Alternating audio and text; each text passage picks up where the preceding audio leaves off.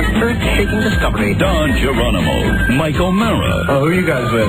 NBC, CBS? Radio God. You gave us jobs with security, show business. The Don and Mike Show. We've got a show to do. Come on, guys. We're on the air. Have a good show. Produced by 106.7 WPEK, Washington Superstation. It's going to be a great show. All right, well, good luck. And distributed by Westwood One Entertainment. We can thank our lucky stars. They're still putting on a program of this caliber after so many years. Want to participate in a Don and Mike Show contest? How about this? You or a member of your household can only win once for 60 days. You must comply with the age limitations for each contest. Any contest rules, send a self-addressed stamped envelope to the mighty WJFK, P.O. Box 3649, Washington, D.C. 20007. Thank you, and God bless. Don and Mike, there'll be no mollycoddling.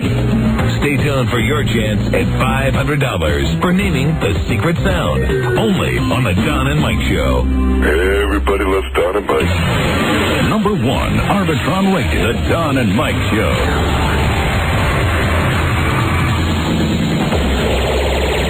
Everybody loves Don and Mike.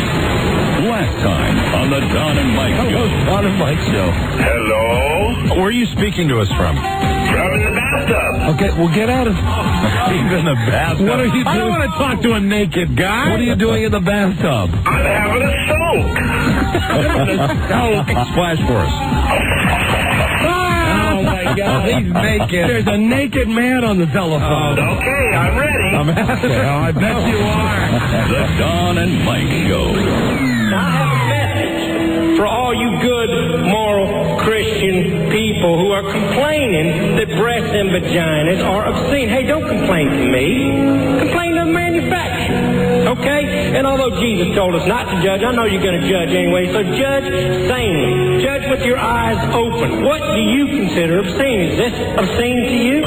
You can call Don and Mike anytime, toll free at 1-877-365-3636. That's 1-877-365-3636. They're ready to believe you. Okay. Hi, Don and Mike. Hi. Welcome to our show. Okay. Hi, Don and Mike. Son of a beach. Oh, poor you. Okay. Hi, Don and Mike. Hey, Don and Mike. Or you don't know good fellow book. Everybody loves Don and Mike. It's the Don and Mike Show, and they'll say what they wish. Where else would you rather be than right here, right now?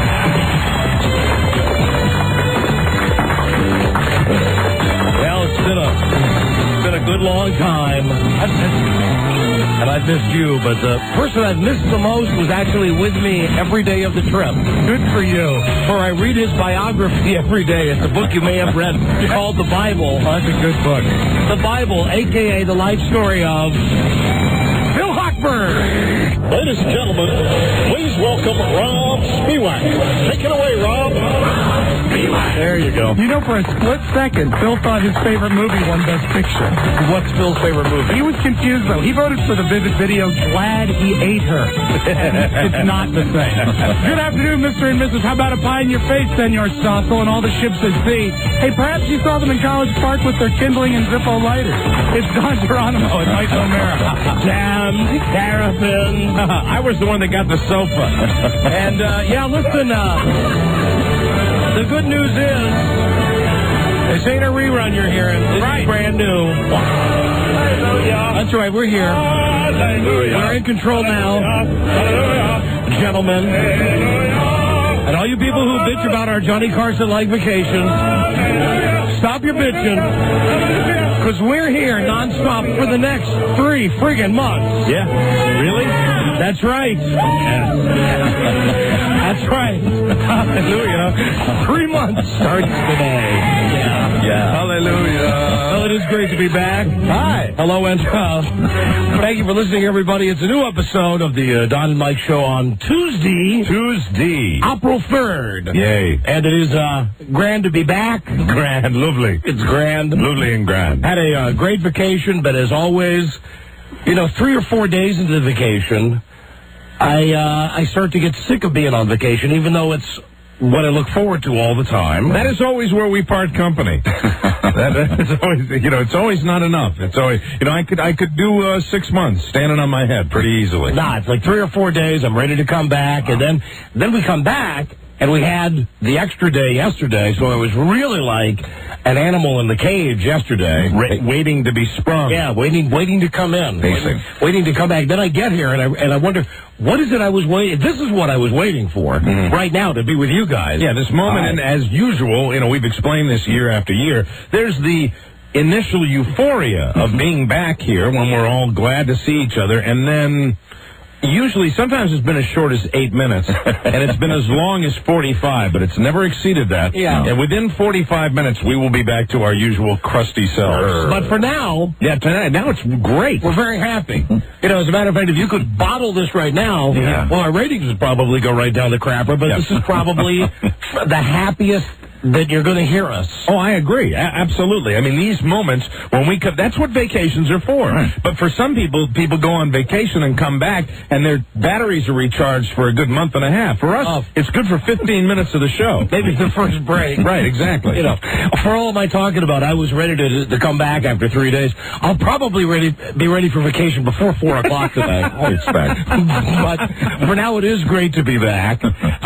Mainly it's because I don't see any of you schmucks for the whole time that we're gone. And I think that our circle here, we, both on air and off air, we have little relatables that we can share with each other and no one else, really. That's true. That's the way it is with you and me. All of our private jokes. Absolutely. And it's good to be back. Yeah, so listen, hello, we're here, and we're happy. Let's see, you can take a phone call? Yeah, well. All right. Why not? Okay. What's the HE double toothpicks? It's what we do. I got plenty of vacation stuff to tell you, and I'm sure you do, too. Yeah. Hello, Don and Mike Show. Welcome back, Don and Mike. Thank you, my friend.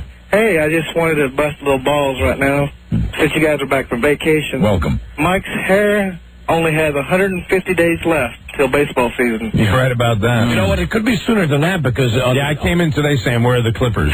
On the day that the Red Sox are mathematically eliminated from the playoff race... Which, based on their performance in spring training and so far, could be May 3rd. Yeah.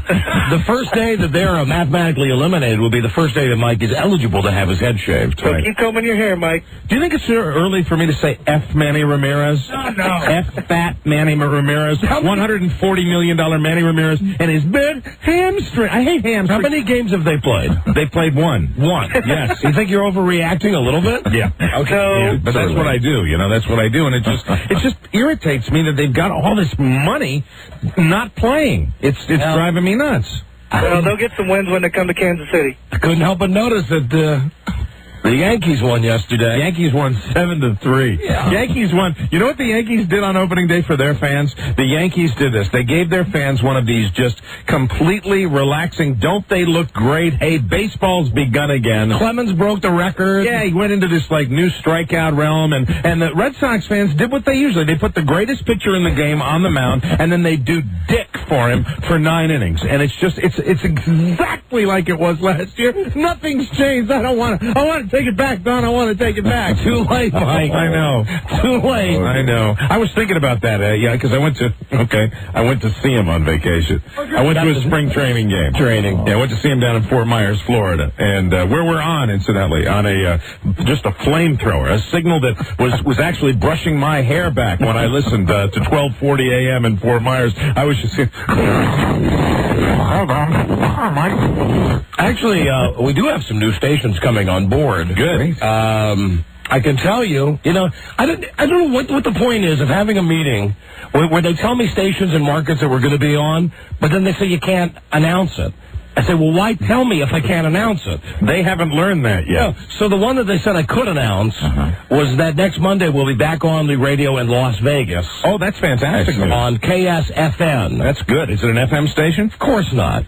Of course not. Okay. Because, I did get just a real taste of the power of AM radio on my vacation. It's great to be on these AM stations. The station in Vegas is KSFN, and when they first said it to me, I thought, oh, great, KSFM. Right. That's great. I said, I think that's a station in Sacramento, though. They said, no, there is a station in Sacramento.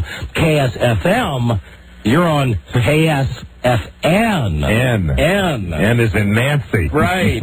So anyway, that's the news there. Also, if you are listening to, speaking of Las Vegas, we have Las Vegas-style shows coming on Friday, the 27th of this month. And yes, Buzz, you'll want to write this down. I am. Doesn't anybody ever tell Buzz this crap? No.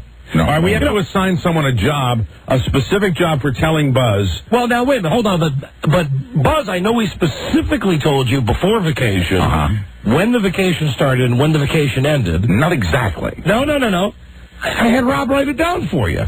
Really? Yeah, and I know that I said on the air that we'd be back on Tuesday, April the 3rd. And I only mentioned this because I know that when you were doing an appearance with Rob last Friday night, you announced that we would be back tomorrow. I was kidding about that. No, actually, I found out when we were coming. I was ready to come back on Monday, but I found out the day that we were leaving for vacation. That's when I found out that we were really coming back on Tuesday. On Tuesday. Instead of Wednesday, which I had never heard about. Okay.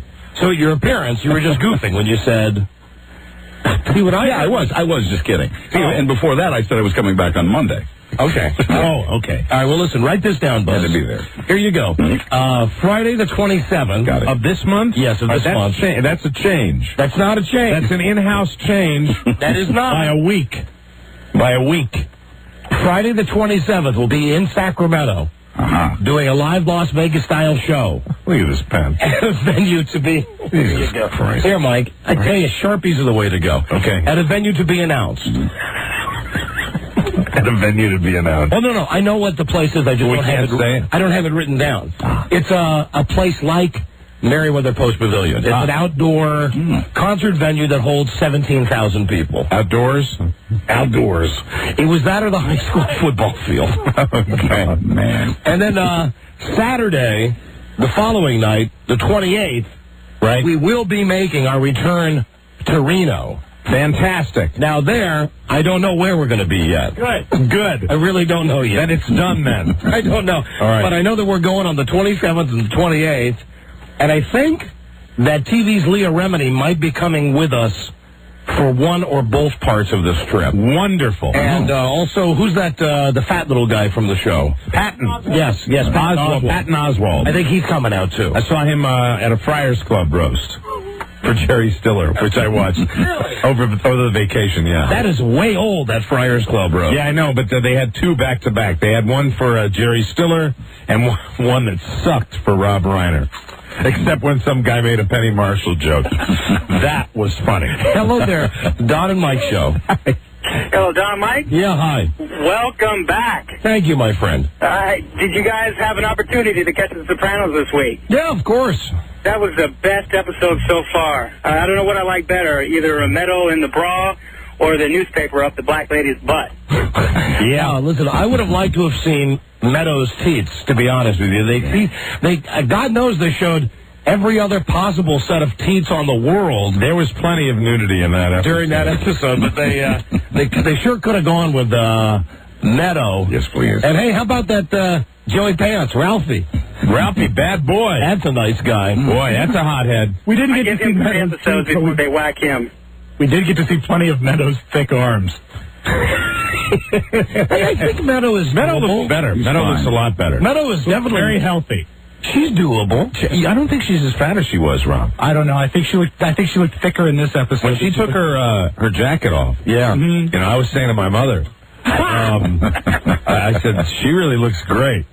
I swear to God, I told my 81-year-old mother that I'm going to watch this, that you've got to, she doesn't get HBO, so I said, you have to watch this show. It's one of the best written shows on television. So the first episode she shows is like the Vivid TV porno version of The Sopranos, where it was absolutely all nudity from the very, very beginning right through to the end. And I was sitting there, I was squirming. Not only nudity, but you had Ralphie. Yep. Kicking to death his pregnant prostitute girlfriend. You had the aforementioned newspaper up the butt, and I'm sitting there, you know, and I didn't want to turn it off. I didn't want to insult my mom and turn the thing off, and she's like, you know, it's not like I haven't seen these type of movies before. I know that these are, it's a crime movie. It's about the mafia, and I'm sitting there going, please don't go back to Bada Bing. Please don't go back to Bada Bing. But they did. How did your mom react to the scene where Ralph was doing the girl up the butt while the girl was giving oral to the police? I think she may have looked away because when that particular scene where Ralphie's like taking her from behind and she is servicing the police officer, right. That's when I went, oh God. And I looked over and she was just sitting there going, with her eyebrows raised, and it's just like, was that was the most sex-filled episode. Fantastic episode. Normally I'd agree with you. I would say it was one of the most, but I was just sitting there completely freaked out because normally with The Sopranos, you watched it with your mommy. I did watch it with my mommy. Normally you'll have one episode, you'll have one real gratuitously violent scene during the entire show, and you'll have one sex scene maybe, but sometimes you go 3 episodes without that. That one was like, and especially, and the culmination was Ralph. Evil Ralphie, Joey Pants, who's the next. He's the next Richie Aprile. He's the next one who's going to get whacked. I bet he makes it through the year. Yeah, I think he might too because he's with another crew. You got to have Tony can't whack him. You got to have one guy. This is what I said to Freedom when we were watching The Sopranos. She said, "Oh, I hate that guy. I hate that guy Ralphie." I said, but you got to have one guy on The Sopranos that you can hate because they're all bad guys, but you like them all. You got to have one guy who's so over the top bad. So we're supposed to hate Ralphie? I believe so. I'm just kidding. I believe so. It's a joke. I know. Just a little joke. Blowing off a little steam. I know you are. And I was saying, I wish you guys were all there when I watched it the other night. Would have been a different experience. With your mommy. Yeah. No, she would have been. We would have asked her to leave. It's bedtime. Thank you very much. Hello, Don and Mike show. Hello. Hello? Hi, you're on the air. Hey, guys, I want to wish you a happy Tuesday. Right. It's hard to follow up that last caller, but I want to talk about some college campus riots here. Yeah, I saw that the a-holes in Arizona did what the a-holes in Maryland did. Exactly. Yeah, it seems to be the norm now. That it's not the exception to the rule. It's the rule that it's a fire normally, right? I mean, that's what they used to do it when they won. They'd go crazy in the streets, and now it's a sore loser thing. They go out and tear the place up when they lose. Duke did it too. They had that right. I saw a live picture at Duke last night where they were, they were burning something up, and it didn't look, it said, "There's a bonfire. We're not sure whether this is sanctioned or not." And I was trying to identify what was in there. Whether it was the frame of a car. There was a car. There was a mobile home. They burned also. Really? Yeah. Guys, tell me what you think about this. In Division I college sports now, we've got to expect that college students are going to get pumped up about their team being in some kind of big event like this. And I think instead of trying to prevent it, we should maybe welcome it, but make it in a controlled environment, because we should expect, I'm myself a college student. Yeah, and exactly, how do you get a controlled environment where you're going to have people set large bonfires? All right, well, this is what I was thinking of. Just erect a bunch of temporary light posts, some old car frames, and a couple pallets of wood, and let them go nuts. They won't buy it. They're intelligent, these college. Beautiful. Thank you, Mike. All right, get out of here. Hey, but about the NCAAs, you got to give credit to our dog. We had the baby and the dog pick the teams. Yeah.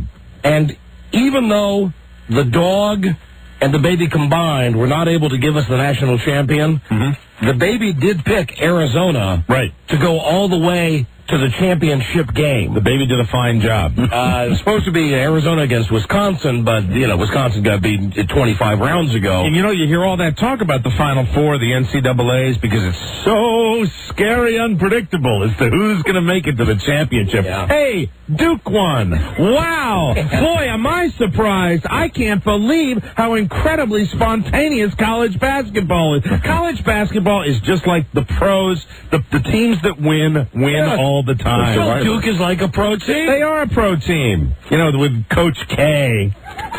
Coach K looks like Spock. I thought for sure, though, the other team was going to win because the other team has the coach with the dead wife. Right. Yeah, and I felt bad for him when he was at the post-game press conference when he didn't, hold back. He was bumming. Yeah. Pretty seriously. I was positive that they were going to win because the coach's dead wife, which I guess is good news for Mrs. Coach K, because as high-strung as that Coach K seems to be, that's true. If they would have lost, he probably would have killed his wife just to get the sympathy vote going next year. So his players would dig deeper to give him that extra effort they need. All about the team motivation. Sure is. Then I saw, they had Gary Williams, coach of the Terrapins, at the baseball game yesterday, at the Orioles game. It's like, there he is.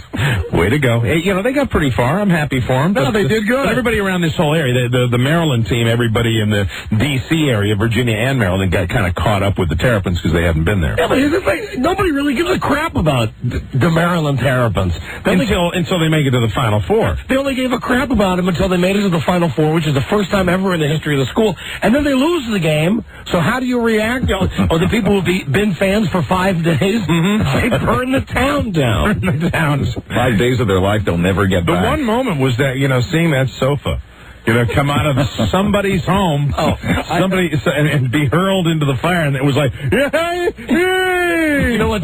Some of those morons are going to get caught, though, because people were videotaping. Mm-hmm. And I saw the cops on TV today saying that they've got all the videotapes, including close-ups, and what they're going to do is go through the student ID photo bank, right? And they're going to match up the pictures to find, what students lit cars on fire. Sure. Apparently, they had one bonfire that was going so big that it actually set the telephone lines on fire, right? Yeah. And then that, now this is the worst in my mind. Mm-hmm. You can burn a car, you can burn a pole, you can have a bonfire.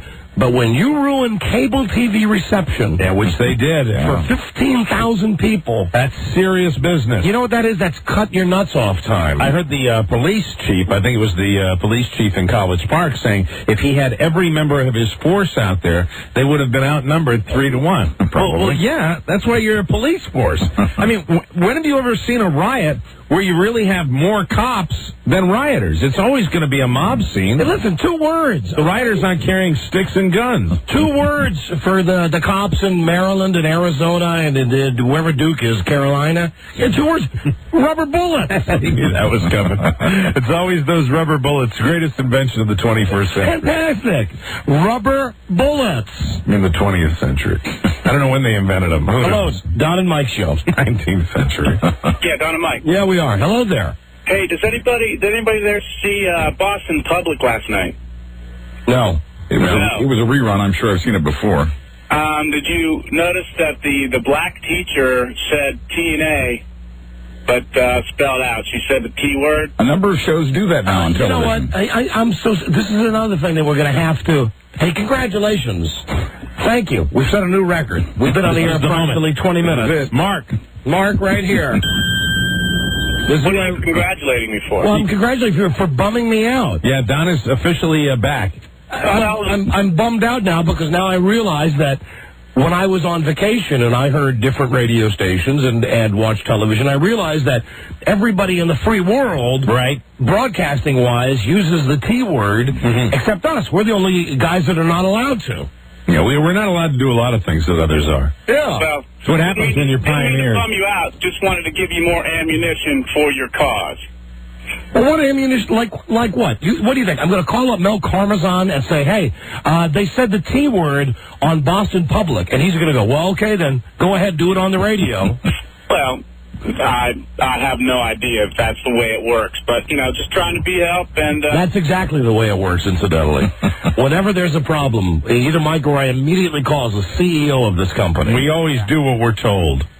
So there's a red phone on your desk, hotline to Mel? Yes, the bat phone. That's right. Thank you, my friend. Yeah, thanks for entertaining. It's not a red phone. It's a red stone. Bye-bye.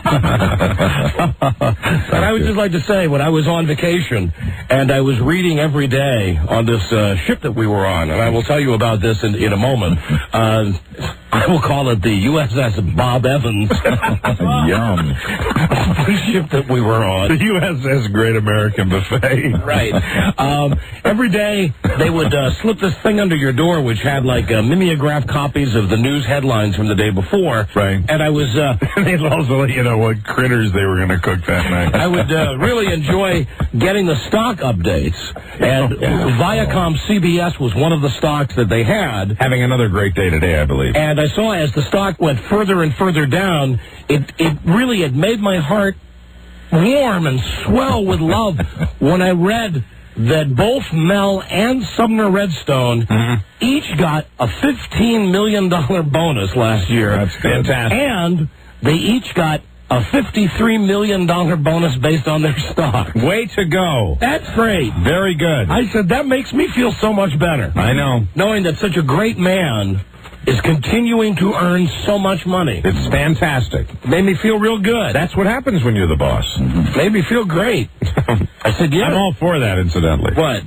More bonuses for those gentlemen. Me too. Those fine gentlemen on this fine stage. Me too.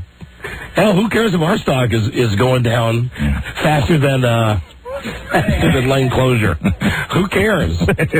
All I know is that they got their bonus money. Yeah. Good.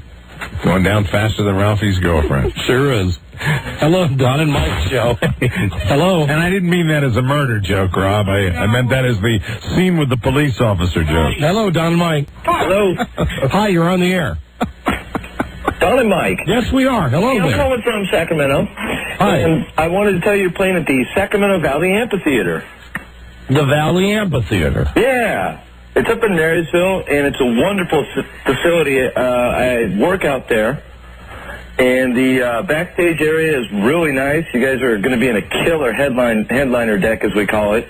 What's a killer room? What's a killer headliner deck? It's just a killer room. It's a room that's really awesome where we put you guys, the stars. Like your green room. Oh, neat. Yeah. Oh, is that where Van Halen gets BJs and stuff before the show? Oh, you betcha, guys. You betcha. Everything's on in that room. Yeah. Well, and we have runners, so, if there isn't any Grey Goose on site, we'll definitely get some. We'll all give them to each other. The only way it'll happen for us.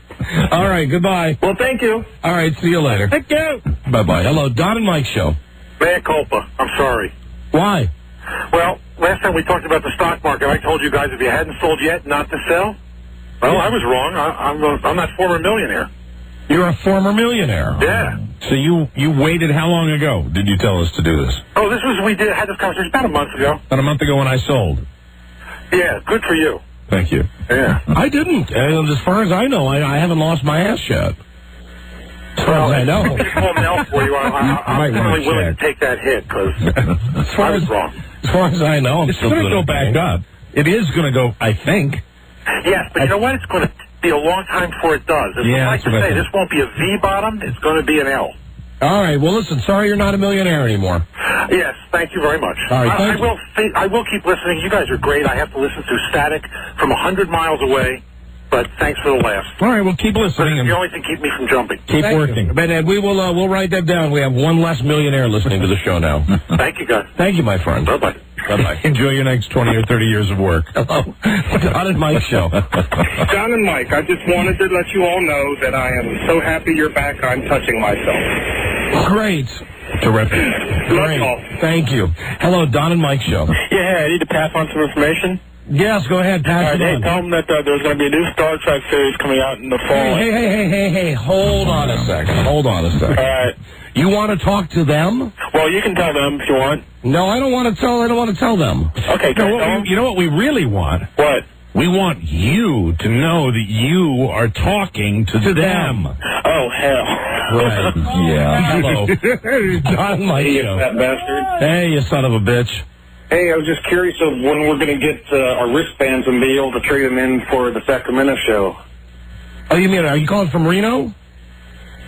No, for Sacramento. No, I mean, you're calling about, so you were a Sacramento person who went to the Reno show? Exactly. That was canceled. I don't know. I mean, I just know that we're going to be in both cities. We'll work something out. We'll have the details. It'll be forthcoming. What's interesting is because it's free.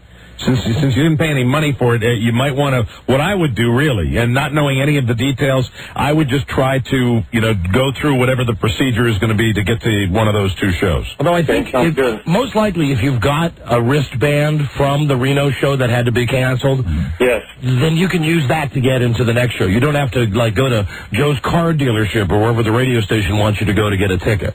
Oh, really? Yeah, that would be great. That's the way I imagine it will work. Yeah, they'll figure something out for you, sure. Okay? Okay, I want to say hi to Mark Watley out there. Okay, goodbye. Hey, bye. Bye-bye. I love his sister. Jody Watley. Hello, Don and Mike show. Don and Mike. Yeah, hi. How you doing, my brothers? Hi, we're doing great, thank you. Good. I apologize for being a couple of bits behind here with what you were talking about, but with the rioting and the bonfires that occurred in Maryland. I actually live on Fraternity Row. I'm a house director for one of the fraternities. And you want to talk about the most god-awful response to something that they had to have seen coming for... Are you talking about the law enforcement? Correct. Yeah, a lot of they're taking a lot of heat over this. Well, they should. They were spectators. I mean, I heard that there were a lot of cop cars out on Route 1 just sitting there. Exactly. Meanwhile, all these bonfires and, people like feeling that their homes were in jeopardy of They being should have burned. been loading up on the rubber bullets. Yeah. Right. They may as well have brought weenies and marshmallows because at least they would have contributed something. All right. Is that we're doing it. All right. Thank you. I saw one of these girls that goes to Maryland, and, fine school. Nothing. I'm not going to cast any aspersions on Maryland. But she was interviewed, and this is a student. They put Maryland College student. Did they spell it STUDINT? I think so. Because she says, just a little bit.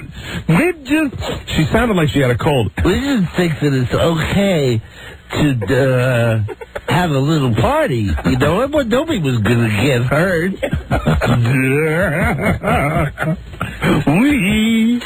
Yeah, well, that's the news. That's the news. That's it. I guess we're caught up then, right? We got the Oscars. The Oscars. Oh, yeah, Stossel. Right. Charlie Stossel, eat me. He's got to take a pie. And I think he owes me $100, too. I believe so. Wow. Yes, because his man, Tom I'm a Fag Hanks, did not win for Castaway. Your guy, Russell Crowe. Russell Crowe won, and Gladiator won. I think the way they voted this year was pretty good. I like a lot of the people that won. I like being on vacation and not having to watch it. Yeah. I really It's the first time I've ever missed it. In a long, long time. I was, in the middle of traveling to Florida, so I didn't get a chance to see it at all. No, I loved it. I loved the fact I didn't have to sit through 3 hours of BS just on Monday morning when they came and slipped the thing underneath the door there on the USS Bob Evans. They told me how bad the CBS stock was doing. Right at the top it says Julia Roberts, Russell Crowe win for Gladiator. Because when you go on a cruise like we do, down by Nassau and stuff, as soon as the ship gets out at sea, they tell you on the TV in the room that you can get ESPN, but it's ESPN Spanish. Okay. And by that I don't mean that you're not looking at Dan Patrick and Rich Eisen with Spanish subtitles. You're actually seeing Spanish dudes who are sitting at the exact same set. Really? And they go, so you think it's coming out of Bristol? Or somewhere. It's got to be close because the set's exactly the same. Right. All of the graphics are exactly the same. So you're actually relying on your visual to watch highlights and stuff like that. Yeah, and of course because it's going to... Is it like all soccer? Yeah, soccer is the lead, and then they had some cricket.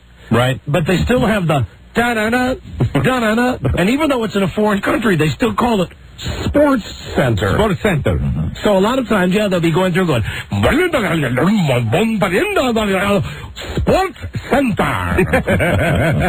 So I spent, I am amazed with. I sat like for an hour one day watching this, and Frida said, we are on this boat, right? It's 80 degrees and sunny outside. What are you doing? And I said, I am watching ESPN. Look how funny this is. You're experiencing other cultures. Look how funny this is. Absolutely. It's my ESPN, the American ESPN, but they're speaking Spanish. And they call it Sports Center. Do you think there would ever be like a cruise ship off the coast of Spain where they get in a cruise ship and then they see the Dan Patrick Sports Center and they're just laughing? There's some guy that's watching baseball highlights that's a big soccer fan laughing his ass off. I don't think so. I think that's probably just me. That's just me. And on one of the channels, they ran movies just in German.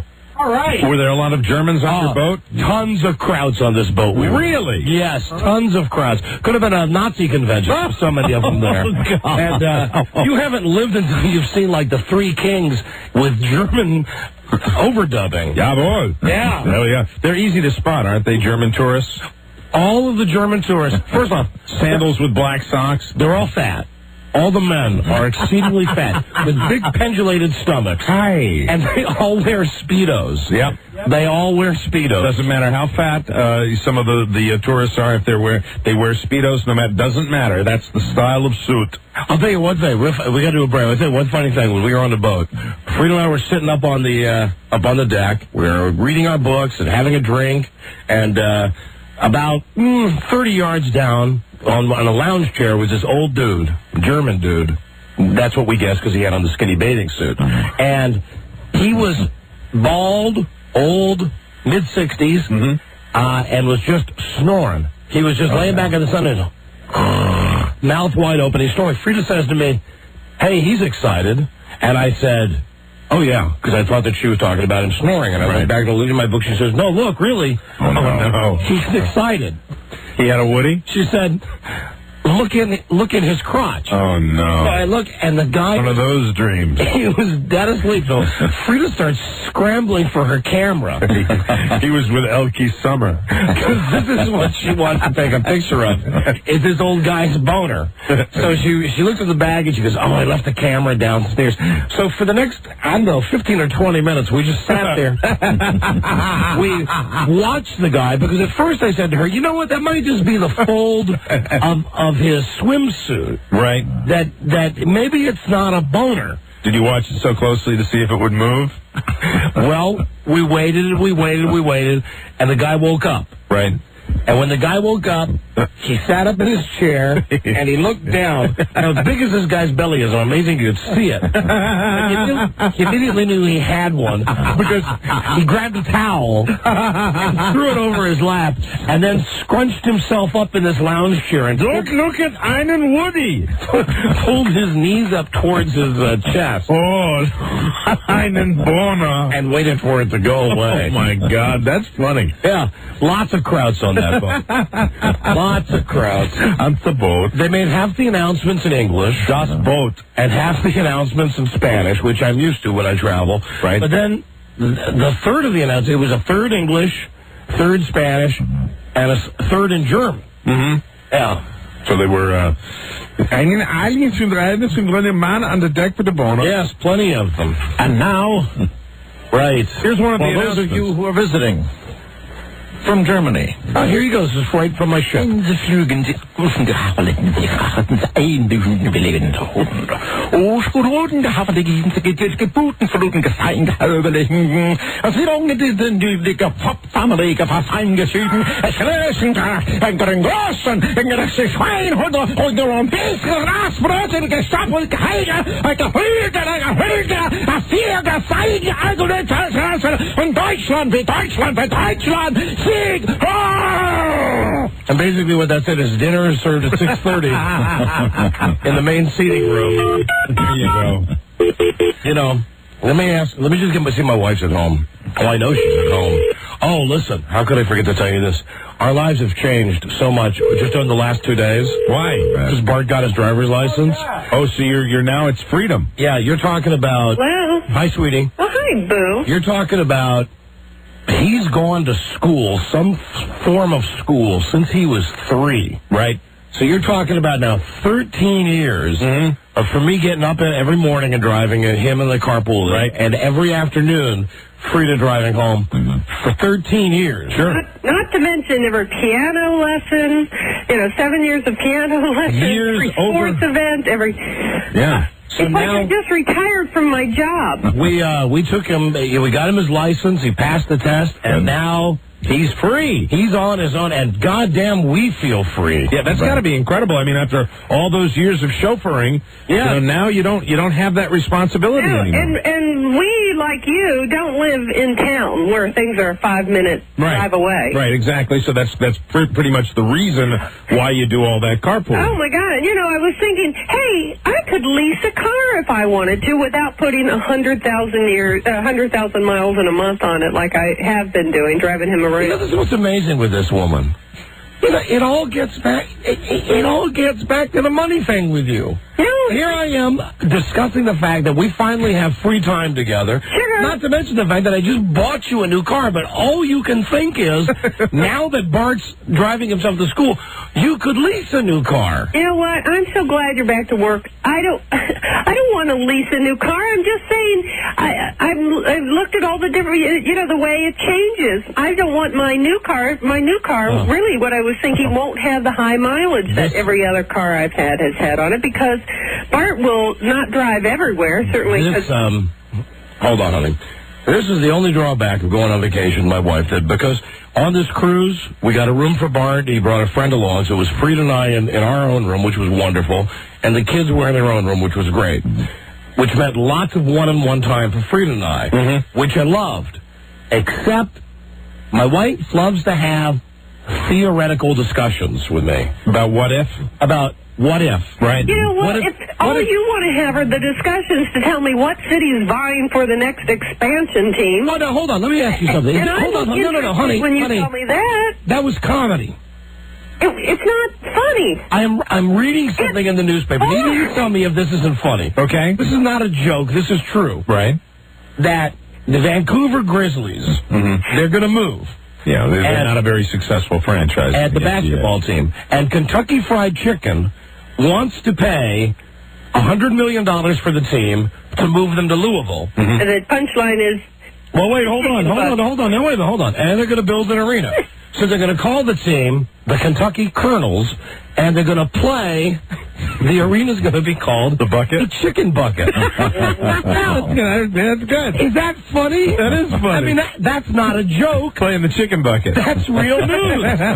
That's probably the funniest thing since the pond for the Mighty Ducks of Anaheim. That was something I shared with my wife that I had read in the newspaper. Well, that was like one fragment of the sports information I got on this vacation. Plus, if you could have told me it in Spanish, I mean, just to see you watching like Homer Simpson just because SportsCenter is in Spanish, I funny, think they're not talking gibberish. It's a real language. It's not that funny. No, it's funny. It's funny to watch it. Listen, that guy's boner. Yeah. It was probably 10 or 15 minutes that we were watching him waiting for him. Waiting for someone to see what his reaction would be when he discovered it. Was he moving at all when he was sleeping, like, as though he was having some sort? How some people can move, like dogs move their paws. When they're having his mouth was open, and I wanted to. I would like my parents to go on a cruise, and I wanted to give them, because he was an older man, and I wanted to take a picture. Should I tell my dad that older people have great times on cruises too? And this guy, for being an old guy, but he realized it, right? And he immediately put a towel on and hunched his knees up, looked over at you two staring at him. Yeah, that's a good thing about sunglasses, because you can just outright stare at someone and they don't know where you're looking. Yeah, you can put your head at a different angle and like move your eyes over to the left and just stare I had a book on my lap, like I'm reading the book. All right, honey. Well, that's all I need from you, because I don't think I need your permission to talk about the stuff I want to talk about today. You know what? Try and... Listen, Ken and Roz, we've already discussed that. Yeah, but that'll be fine. And the other and no one else will hear. I mean, the people we met on the cruise won't hear, but good. Just as a good person, try not... Just make me proud of you. Honey, I just want to talk about that broad at dinner. Sugar Bear, just be a good person. I just want to talk about when you go on one of these ships, when you go on the USS Bob Evans, they put you in a dining room where you eat with your hands. You eat with the same people every night. Right. And they put us at a table with this divorced broad from Chicago who just... Between the flashy jewelry and she had big cleavage? The fake tan, well, yeah, but she did because she was fat. She wasn't skinny. She was annoying. You know what? God. She was annoying to you, but I got tired. I got to hear some other news aside from sports. Or sports and cigars. That would have been my vacation, and you never danced with me. Every single night. Well, excuse me. I passed a kidney stone on the night that we were going to dance together. Another stone. Night. I didn't know that was the night. I didn't have that in my diary. It wasn't written down. That was the night. No, there were like 4 nights before that you could have danced with me. Well, that was the night. Thursday night was the night. Little did I know. The dance night. But it didn't matter because you had your friend at the table. I mean, every night at dinner, I get done with dinner, right? I'd give Fruita a look like, let's go, and she'd look back at me and say, I'm not ready to go. I would excuse myself from the dinner table. There you go. And say, well, I've had about enough night. That's what that many years of marriage does. You can do that. Lean over and say, good night, honey, I love you. And I'd say, Tubbo? Tubbo. See you tomorrow. Tubbo. She was annoying. Really? Who was the celebrity she most resembled? Oh, God. Honey? I'm thinking on it. Kay Ballard? You know what? No, Tammy Faye, but a heavier Tammy Faye Baker. Oh, my God. Much heavier. Yeah. Oh, wow. I thought you said she was ugly. A heavier Tammy Faye Baker. Wow. Who enjoys talking about herself Did you ever bring her back to the room? Did I bring her back to the room? You and Frida. You know who she told me that she's been told she looks like? Linda Evans. That's who. Yeah, bizarro Linda Evans. Jesus Christ. Oh, this woman was absolutely 100% butt annoying. And we had to have dinner with her every single night. No, you have to do that? And I've got her email address. She's my new pal. Oh, she's not your big. Come on, honey. She can't. We're not on in Chicago. She can't hear this. You're not her friend. You know, and she had it right the first night when she sat down, when she said, everybody on these cruises pretends like they're friends and you exchange addresses, but then you never really hear from them again. Go your separate ways. Yeah. With email, it's so easy. I mean, I am planning on emailing her. Really? What are you going to email her? Dear Cindy, how big is your ass today? Yeah, I told you she was nice. I enjoyed talking to her. So Bubby send you one of those emails where they demand a receipt, you know, to recognize that you've received it. You know that little box when you open the email? I hate that. Right. All right, honey. Goodbye, boo. All right, love you. I love you too, but I'm not going to listen now if you're going to be mean. I'm not going to be mean. All right. I mean, I think I've gotten it out of the way with the... Okay, good. With the fat lady from dinner, who drove me crazy. Just all right, boo-boo. Every night, just drove me nuts. You know, those in glass houses, you have lost weight and you look great, but she's no more overweight than you are. Oh, honey, please. That's true. Please. Does she have big... I swear to God, that's true. You don't see yourself, but that's true. Are you saying I'm as fat as she is? I'm saying percentage-wise, she's no more than you. All right, now, wait a minute. Hold on. Does she have big, beautiful breasts? No, she had fat lady breasts. You know, like they were exaggerated because she was fat. If she was normal size, they would have been like nothing. How much weight do you think you would have to lose to be your perfect weight? Me, another 40 pounds. Well, I would say that she would have to lose less than that. And I'd say you need to have that laser eye surgery done again. No. You think that broad is more than 40 pounds? You think she's less than 40 pounds away from her ideal weight? You know what? You have no idea with the weight of women, and I think of this all the time, and I don't even like to discuss it with you because weight is usually not one of my favorite topics, especially after we've spent a week on a cruise. But you tell women all the time they're fat, and yet you call me anorexic, and I'll be thinking, well, I weigh more than that woman just said she was. And you are anorexic. Yeah, I swear to God you are. But when women tell you their size and it's not a big size or their weight, and you don't think they should be tall enough, or their boob size, a lot of times it's either small or bigger than me. And whatever insult you've said to that woman, I'm telling you, that woman was a pig. Are you saying I'm a pig? I'm not saying she was a pig. She was a pig. She was not. She was undoable. She was such a pig. You know what? She wouldn't. I know she wouldn't be your cup of tea because she was somewhat overweight and older than you are. This is making me cry because it's reminding me of a line my brother-in-law had. My brother-in-law visited us over the weekend, and we're at a cocktail party, and we're talking about, I'm looking at a place where a vacation place to go play golf, and he likes to go to the beach. And I said, I'm standing there in this big group of people. And I said, yeah, well, if you saw his golf swing, you'd understand why he doesn't want to, be at a golf place. And then my brother-in-law didn't miss a beat and said, yeah, if you saw him in a bathing suit, you'd understand why he doesn't go to the beach. Bada bing. It was funny, though. It was funny because he was like, I was dissing him, and then he came right back. But, it's true. And furthermore, F you know how much weight I've lost. I'm not as fat as that lady is. Why are you saying F me when I just told you look great? No, but and I'm very proud of you, and I know you've lost more than 20 pounds. You said I look the same as that lady does. I'm saying you are admittedly not your ideal weight, and she is not. Only you see other people. She's gigantic. What? She was gigantic. I would estimate her dress size to be a 14 minimum. Okay, wait a minute. I don't. She might wear a 14, but I'll tell you, a 14 is the average size of the American woman, for fat as it is. And so she's not gigantic. She's overweight. What is the average American male's waist size?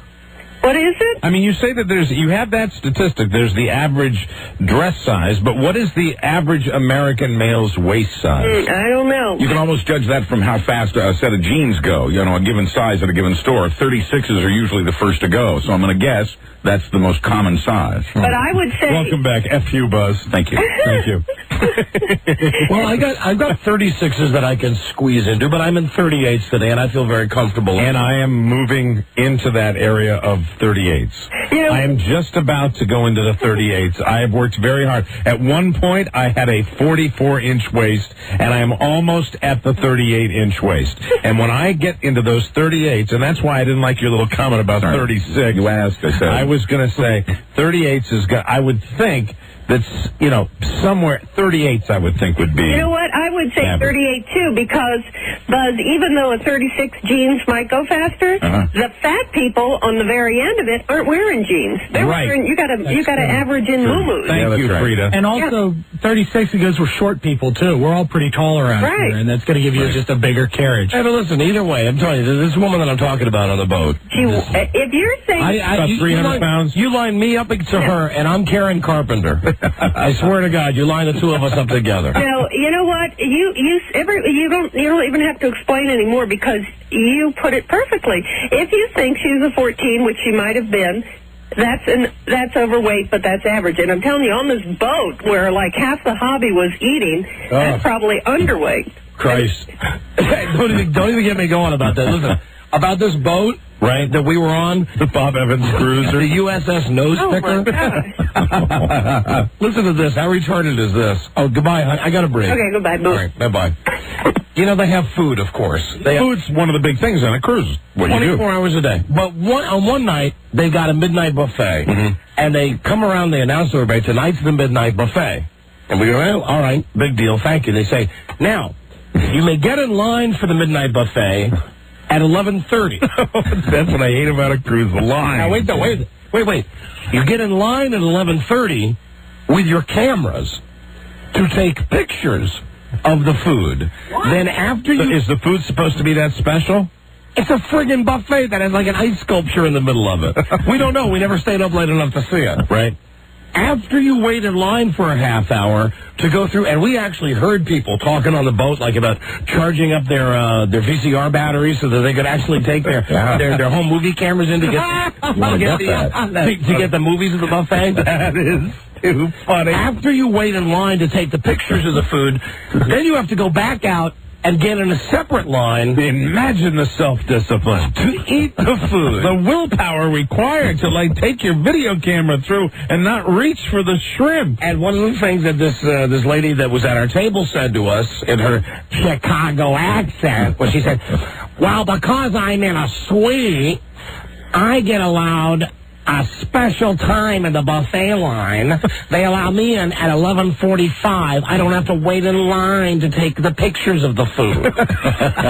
That is weird. Yeah, right. Was there anything special in the line besides an ice sculpture? Was it great chow or what? As far as I could tell, it was the same food that they laid out at every single meal. Oh, okay. Which was like Bob Evans' food. I suppose there's a limit to food. I mean, food is food. Right, food is food. But sorry, Rob. I apologize. Sorry, Rob. Food is not food. Some food is special. All I know is that at midnight there was like 1,000 people in line just to take pictures of the food. When I was in Miami, I had that stone crab stuff they sell down there.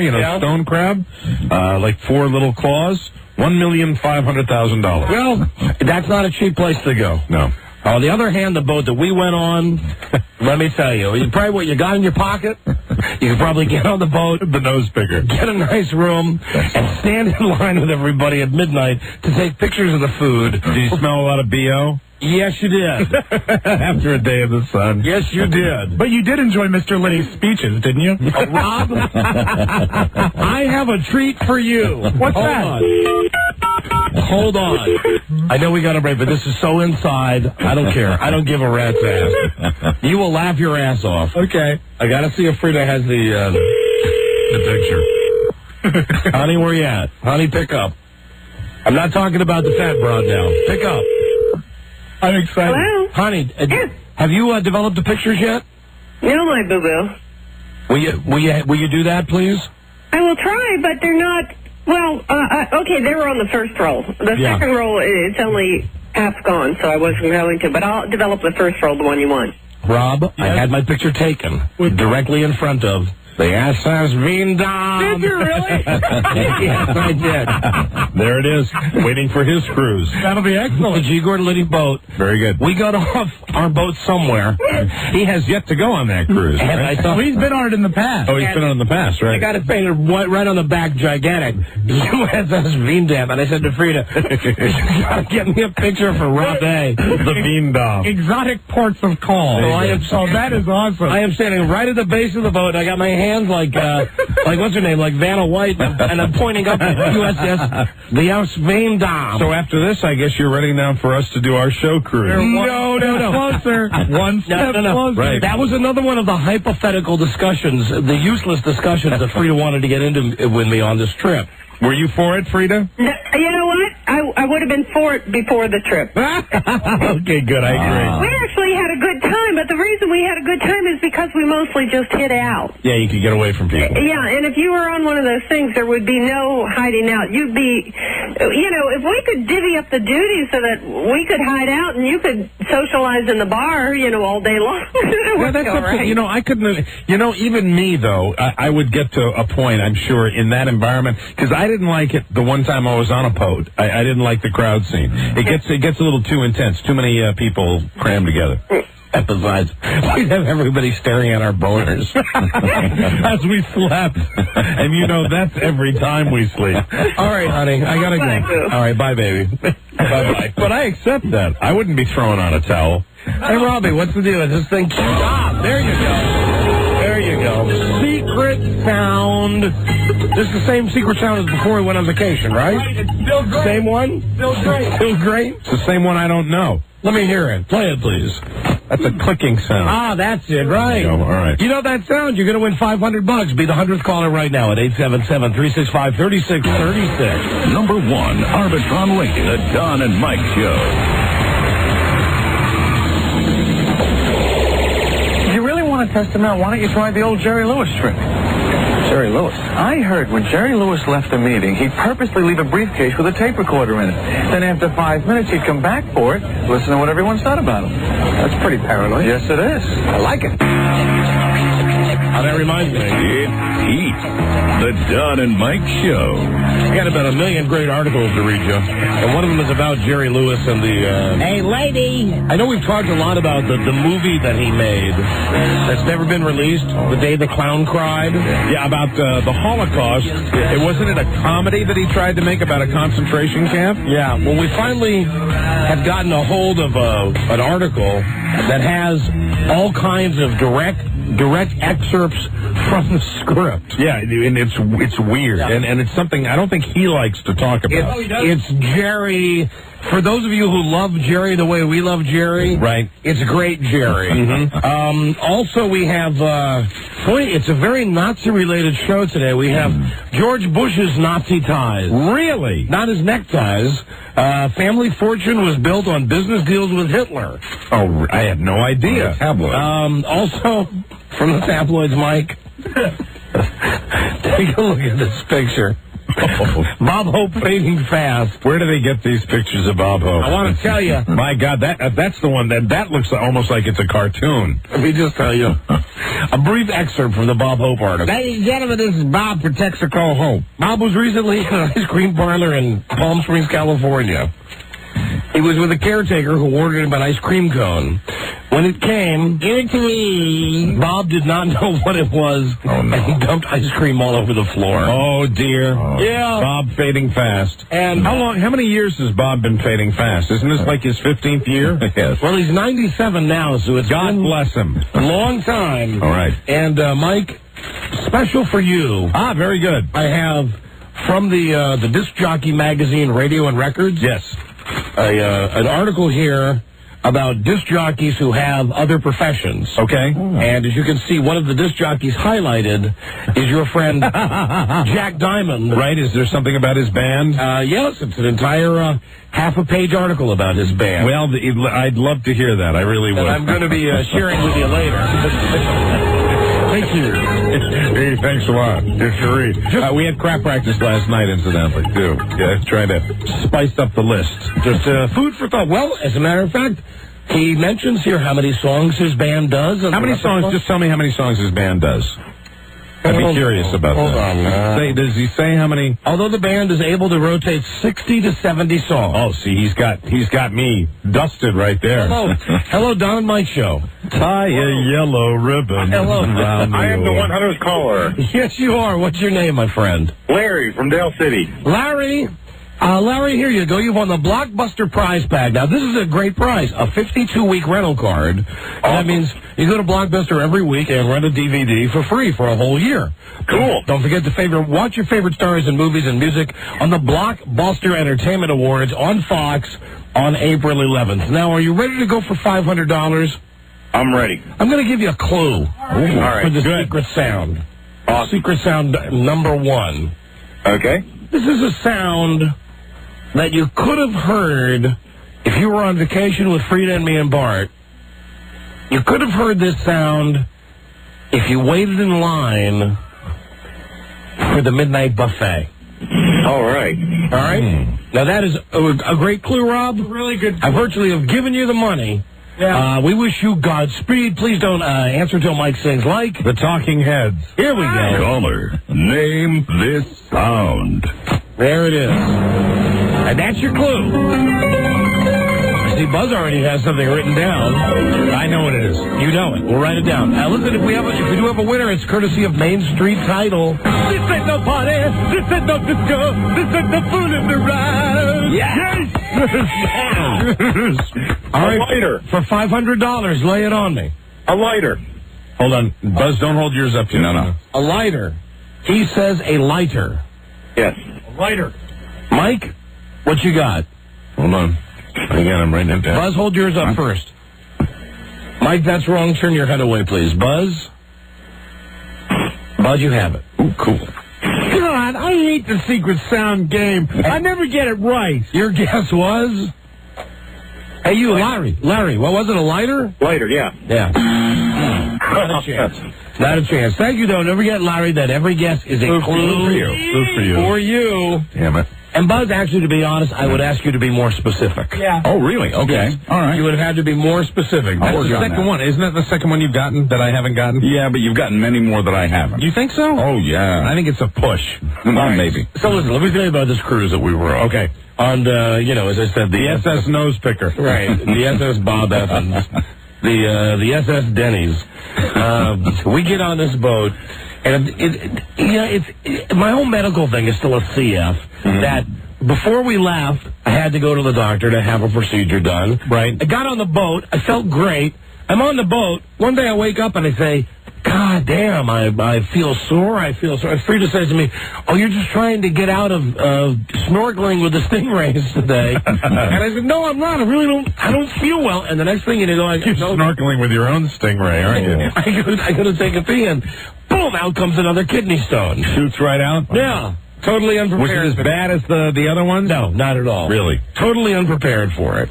So, I had that crap going on. But beyond that, we had a great time on the cruise, and the best time that we had on this cruise was just looking at people. Right. Looking at people, listening to people, observing what people were saying, people planning their day around food, people planning their day around, like, for instance, at one point, they get on the ship system, they say, attention, free rum tasting. Hey. Free rum tasting now on deck number 6. And immediately, everybody from the boat leaves. So we go down to see what the hubbub's all about. Free rum tasting. Okay. They have one bottle. They have glasses that are about the size of a NyQuil cup. You know the cup you get on top of your bottle of NyQuil? Yeah, sure. And they put in maybe a quarter-inch of rum. And is it one to a customer? One to a customer. That sucks. Yet people are lined up for a mile for this. Like a big line? Yeah, a gigantic line to get their free rum. So see, right there, you have nailed why I don't like to go on those boats, because it's a mob mentality, isn't it, most of the time? And immediately we figure out that whenever it says free, that's going to be the time that we go and steal a deck chair. Right. See, that's the other great thing about this cruise. Not a great thing, but the way they get you is that they put 2,000 people on this boat, right, but they only put out about 100 deck chairs, which means that when you're out at sea, only about 100 people can actually sit by the pool, right, which means that 1,900 people have to walk around the ship and spend money. Yes, you have a question. I have a question. What happens when someone leaves their towel on their deck chair to go to the free rum tasting? Can you claim their deck chair? I did. Good. I did, and I got busted a couple times. Right. Because we would be standing there, and finally I figured out, because they give you these announcements that say, please do not reserve deck chairs. Mm-hmm. But after 3 days of playing by the rules and noticing that people would save chairs and no one would ever show up to sit in the chairs, right, I would wake up at my normal time, like 6:15, 6:30 in the morning. First thing I would do is go up to the pool area and stake out, get a towel and stake out your chair. I get 2 towels and I get a couple of books. And I put the towels and the books on the chair. Right. Then we go back and we have breakfast, and I watch my Spanish ESPN Sports Center. Sure. And about 9 o'clock, we make our way up by the pool. And by this time, people are milling around, and I found the secret to not getting a chair stolen is to put a personal article on the chair. Right. Put a T-shirt or a book or something on the chair along with the towel. Or urinate on it. But we... if you mark the chair, it won't be taken. We found out that every time they announced something for free, which we knew was going to be a ripoff, right, we could immediately go up to the pool and we'd find a great place to sit. Mm-hmm. Like one night they said, Attention pizza lovers, free pizza now being served at the Islands Cafe. Free pizza. So people run? Yes, I mean, it's a stampede. We're going against the flow of traffic. Right. We go out to the pool, we get 2 primo chairs. Is access, they always talk about food on cruises, but is real access to food, isn't it difficult? I mean, it's not as though you say you can eat all the time. Yes, you can, but don't you have to, endure a line for, lunch and things like that if you really want food? You can eat all the time if you plan on spending half of your time waiting in line to eat all the time. So, like with the free pizza, we would go out against the crowd, get our beach chairs, get the primo position, then we go back and look, and they're giving away squares of pizza. Of course, little ones. that look like the size of Cheez-Its crackers, okay? Like those little pizza hors d'oeuvres. Yes. What they did is they got a pizza, and they cut it up into 1-inch squares. And you wait, one to a customer? You wait in line, yes. It's free. And you get your piece of pizza on a toothpick. And listen, they love this. And free pizza. And the shows, the entertainment. Were there any headliners? All hosted by the cruise line's fag cruise director. The stereotype continues. But no. I mean, this guy... No, but I mean, that's what you think of on those ships. This guy talked like this. I'm not exaggerating. His name is John. Hi, I'm the cruise director. Hello, gorgeous. And his job was to come out every night and get on stage, and he had a tuxedo on. Hi, everybody. This is Johnny Gay. We want to say welcome to the Century. And tonight we have a great show for you all the way from Las Vegas. We have Buzz and Marcia. They're going to be out here doing some juggling for you. Say, does anybody in the audience enjoy juggling? And these people are going nuts for this. Right. So at one point we said, boy, the shows suck. The free food sucks. But they got a movie theater on this boat. Let's go to a movie. Wow. Well, what's the movie they're showing? The movie I walked out on. The Helen Condon and what's his name movie? The What Women Want. Oh, yeah. What Women Want. The movie I walked out on. Exactly. With Mel Gibson. Right.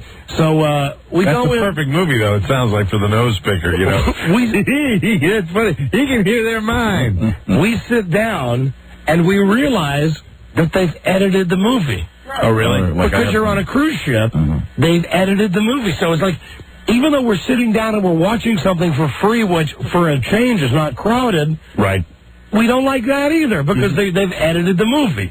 So we get up and we leave it, and we ended up spending Frida and I lots of time together. Right. Well, one day we're going to do a family outing. See, now, because Bart was on the boat and Bart had his friend, and did he have a good time on the boat? He had a great time. Right. Because there's tons of stuff for kids to do, and they had teenage parties, and they stayed up till 3 o'clock in the morning and all this other crap. But one day, one of the family things we were going to do was you get off the boat, and you take an excursion. You get off the boat, and you get in this big, gigantic taxi that holds 16 people. Another boat. No. Oh, you get on a bus? You get off the boat and you get on a taxi. You're on land. All right. Well, don't they have to shuttle you from the boat, or do they go right to the dock? They pull right up to the pier. Oh, very cool. And you walk off the boat, and we've paid for this already. That this guy's going to drive us to a beach. We spend 2 hours at the beach, and he drives us back to the boat. So we're on this thing. We got you got to rent your towel before you get off the boat. You got to buy your water before you get off the boat. Another line for that? Yeah, of course. Everything's a line. So they make us wait, and we're sitting on this bus, and the guy says, "Hello, man. My name is Freddie, man. How you doing, man? We be going to the special beach today, man. Now, I'm going to leave at 11:30. That means when you hear me honk the horn like this, that means you come back to the bus because we're going to be leaving in 5 minutes." People, these are adults that he's speaking. Yeah, that's right, yeah. But he's got, whatever it is, the Jamaican accent or whatever the accent. Right, yeah, but he's also, he has to honk the horn. So, we go to this beach, and it's a nice enough beach, and he's supposed to honk the horn at 11:30, and the bus is supposed to leave to take us back to the cruise ship, which is incidentally about 20 miles away, supposed to leave at 11:35. Right. At 11:20, Bart says, "Hey, Kyle and I are going to go wait on the bus." That's the friend we brought with us. We said, "Great, go ahead. Mom and I will be there in a second." So now I'm watching my watch. It's 11:23. We've packed up all of our crap. We're walking to where the bus is, and as we are walking to where the bus is, it's driving away. Now, at this point, Fred and I start flat out, balls out, running after the bus. Going, "Wait, stop! And we see Bart, and we see his friend Kyle, and they're saying, Stop! My mom and dad are right back there. My mom and dad are back there." And the bus driver slows down, waits until we get close, then laughs and takes off. Like permanently? Yes. Oh, my God. Now, keep in mind, we have the boys' passports. Right. We have their identification to get back on the boat. Mm-hmm. Now they've gone off with the jolly cab driver. They've left us at this remote location, and now I'm pissed. Right. Now I'm really pissed. So I go over and I say to the guy, "Hi, listen, we were supposed to be on that bus that's going back to the cruise ship. He left early. You got to get us there because we got 2 kids. They can't get on the boat without us." Mm-hmm. The guy says, "No problem, man. He's my car." So we sit in this car, and he goes, "You just have to wait till 8 more people come." I said, "Why do I have to wait for 8 more people?" "Because it has to be a full car, man. It has to be a full car." So I said to the guy, "All right, listen, how about I give you $20 right now, you just take me and my wife."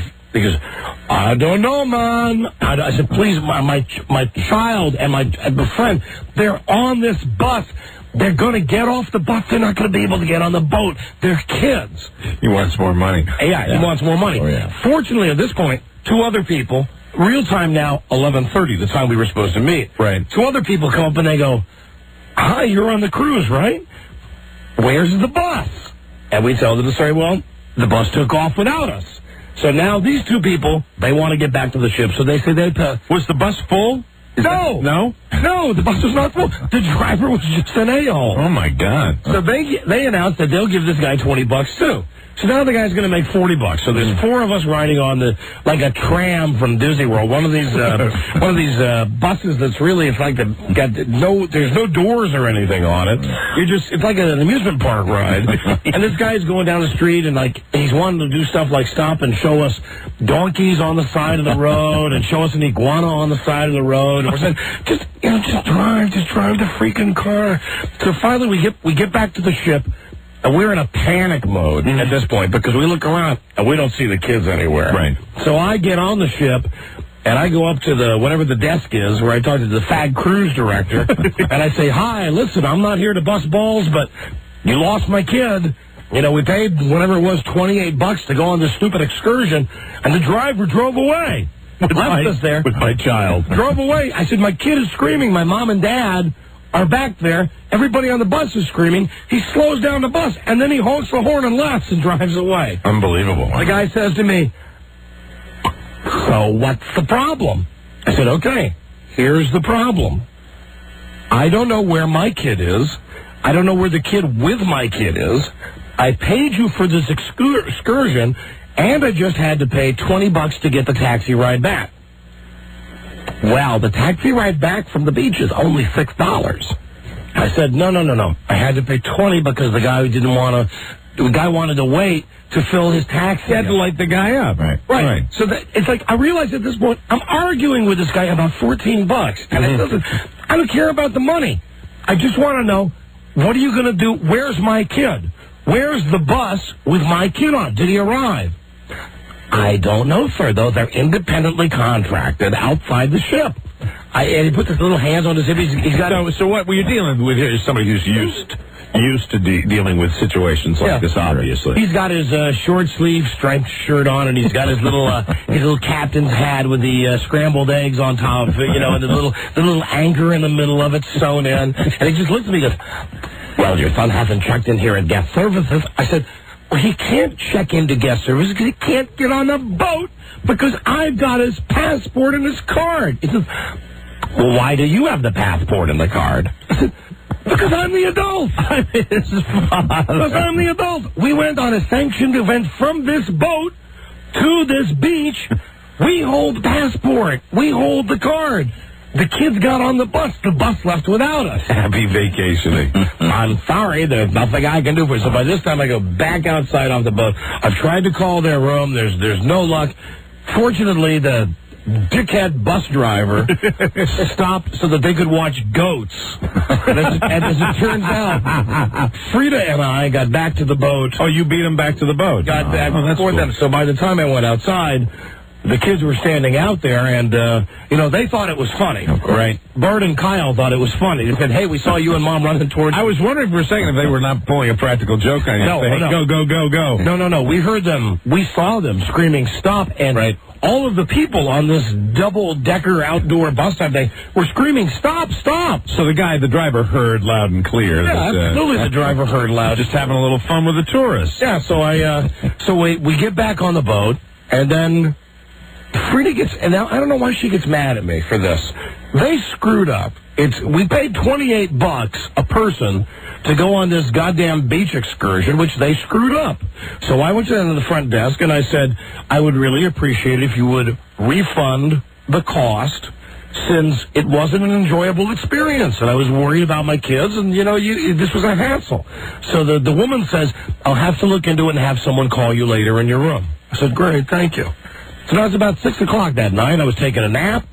Phone rings, and it's another guy who wants to give me the third degree on. And immediately the guy starts in with, "Well, why did you pay $20 for the cab?" Oh, man. Unbelievable. I paid $20 for the cab because I wanted to get back. I said, "Listen, can I talk to your supervisor? Please, I'm just so tired of this." And he says, "Yes." Woman gets on the phone. The woman starts the same conversation with me. "Well, the first question I have, sir, is why did you pay $20 for the cab?" And at this point, unbelievable. At this point, I said, "Listen, bitch." And at this point, I look outside and I say, "Fridge is giving me the look." There you go. Well, it's officially over at that point. I said, "Listen, bitch." Any chance of any solution? It's simple. I just want a refund because the driver left my wife and I stranded and drove away. I don't want the $20 for the cab. I don't want to explain to you why I paid $20 for the cab. I just want a refund." And there's silence, and it was really hot. I said, "Bitch, did you hear me?" Oh. And she said, "Yes, sir. Thank you, sir." Click. And I hang up the phone, and I walk over to this little table where my wife sat in her room, and she says to me, "Why do you have to be such a bastard?" Hold on. Did you ever get your refund? Yeah, we did. You did? Yeah, we did. You did? We did. As a matter of fact, they ended up refunding us more than they needed to. Wow. They refunded. That's amazing, because usually once you use that word, forget it. No. That's an exception to the rule. A guy called the next day, and I said, "Hey, I'm sorry. I called some manager a bitch." I said, "But she had it coming." Because she was like the fifth person in a row I had tried to explain this to, and the guy just said to me, "Don't worry about it. We'll take care of it." Wow. So that was fine. Oh, man. That was fine. But from that point on... Boy, you get to call her a bitch and get your money back. That's a bonus. Frida was petrified, to walk around the ship because she was positive that... Did your food taste funny from that point forward? No, it was great. They got so many people who work on the boat. They never know. They don't know. But she was petrified to make eye contact with anyone who works on the boat because she was positive I had, the scarlet letter on me. But I'm the guy that called the woman a bitch. Man, they put you through a ringer, though, on those. Yeah, they do. So we... at this point now, I'm looking forward to the day when we're going to meet Ken and Roz.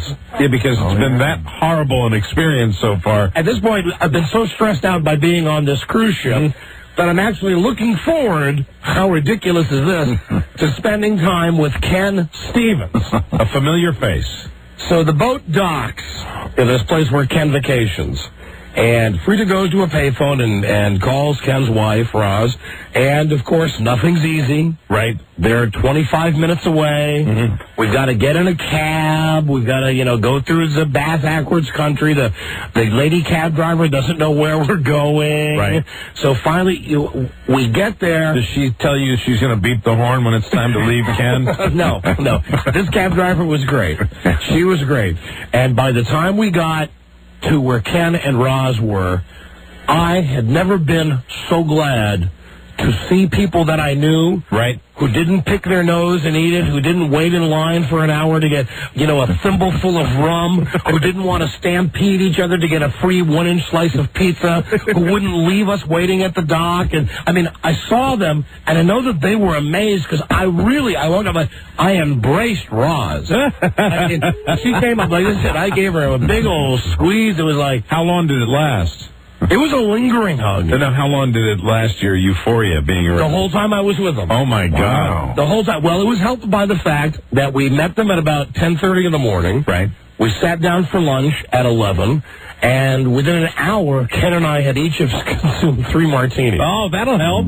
So it was a really nice time, and as much as I would like to bust balls and say, Ken's an a-hole, we had a really good time. Well, that's good. That's good. And young Douglas, their 6-year-old son, he is a chip off the old block. Oh, really?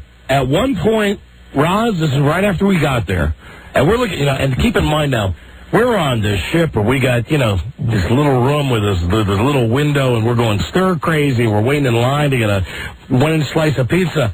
We're at this place where Ken and Roz are at, which is like the freaking Taj Mahal. A really nice place. They've got this gigantic place all to themselves, and it's secluded and stuff. Right. So we walk down this little grassy path to where there's an area. Ken says, that's my pool, and there's a private bartender there. Ken Stevens living the high life. So we go down, we sit down at the restaurant, and Roz says something to Douglas like, don't do that. And he turns around and he goes, Jesus Christ, Mom. Oh, my God. Oh, wow. 6 years old. 6 years old. 6 years old. How did Ken react to that? Ken, by that time, was just in his own world? Yeah, he was fine with it. What the hell. And then when they were out in the water, I guess the boys, it was Bart and Kyle, who are both 16, and Douglas, who's 6. There was some name calling. They were playing around in the water. And they came back, and at one point, Bart said, hey, Douglas called Kyle a moron. And I laughed because I'm just thinking, Douglas is a sweet kid. He really is. He's a cute kid. He's good-natured. He's got a good vocabulary. Nice as can be, but you got to know that at school they're not teaching him Jesus Christ and moron. Right, exactly. So I said to Frida, well, he's learning... Overhearing some of Daddy's conversation. He's learning the language the same way that our son learns the language. Absolutely. The same Oh, my God. That was the funniest. Douglas, don't do that. Jesus Christ, Mom. Oh, my God. The kid is 6. Wow. The kid is 6. That's something else. But it was, listen, a highlight of Did you kind of regret that you had maybe flown into that island and just stayed? Oh, yeah. Well, there's no way we could afford that. Right. There's no way. But, yeah. And at one point, Ken was walking around and showing us these little grottos where he goes to have dinner. And oh, really? It's like... everything that he's doing was what I wanted to be doing. I'm waiting, and I got to go back to the ship and wait in line for a half hour to get an inch square pizza. Yeah, to get or my. This is the other thing they had. They call them sandwiches. What it is it's two corners of a piece of bread that has thin as paper, a little piece of ham that's folded over. They put a grape on top, and they put a toothpick through it. And they give you one of these things, and they say, here is your ham sandwich. Here's your hors d'oeuvre. No, they call it, it's an hors d'oeuvre, but they call it a ham sandwich. Really? Yes. So they really, they economize on the food on these things. Yeah, they do. But again, if you've got the patience, right, to wait in line for the mass feeding. Not when it comes to food. That's no patience. That's when you can, feed me now, let me go. That's why we went on vacation. We gained no weight. Mm-hmm. Maybe that's why your wife gained no weight. I mean, Frida and I both, we drank every day. My wife lost 3 pounds. We drank every day, my wife included, because we had no responsibility. Our kid was always off doing something. Right. All we did was drink all the time. We came back and we didn't gain any weight. The SS nose picker alcohol. Right. Hold on, I got just a little more to tell you. What, somebody want to tell me I got ripped off? Okay, here's a bulletin. Tommy. Don. Yes. Mike.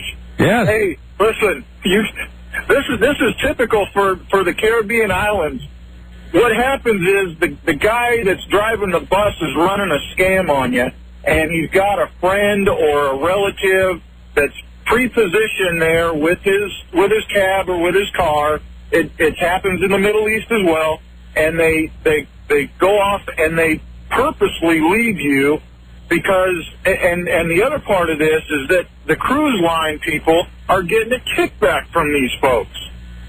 Wow. Well, I don't know. It could be. Sounds like it. That sounds plausible, too. It could be real. If he slowed down and he was looking at you. He did. And he just kept going. He honked the horn. And then was there a cab conveniently right in back there, just sort of sitting there waiting? There was. And then he lays that line on you about he has to wait for 8 people? He did. He did. I mean, I'm sorry that it happened to you. It happened to me in the Middle East once, and I learned my lesson, but it's a fantastic ad for not going with that cruise company that you went to.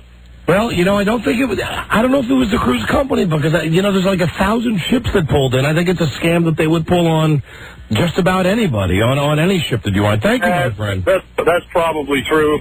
All right, thank you. I'll tell you this: I did not appreciate the inch square pieces of pizza though. That sucked. That was no good. Okay, hold on, just a little more, and we'll be right back. Number 1, Arbitron rated, the Don and Mike Show.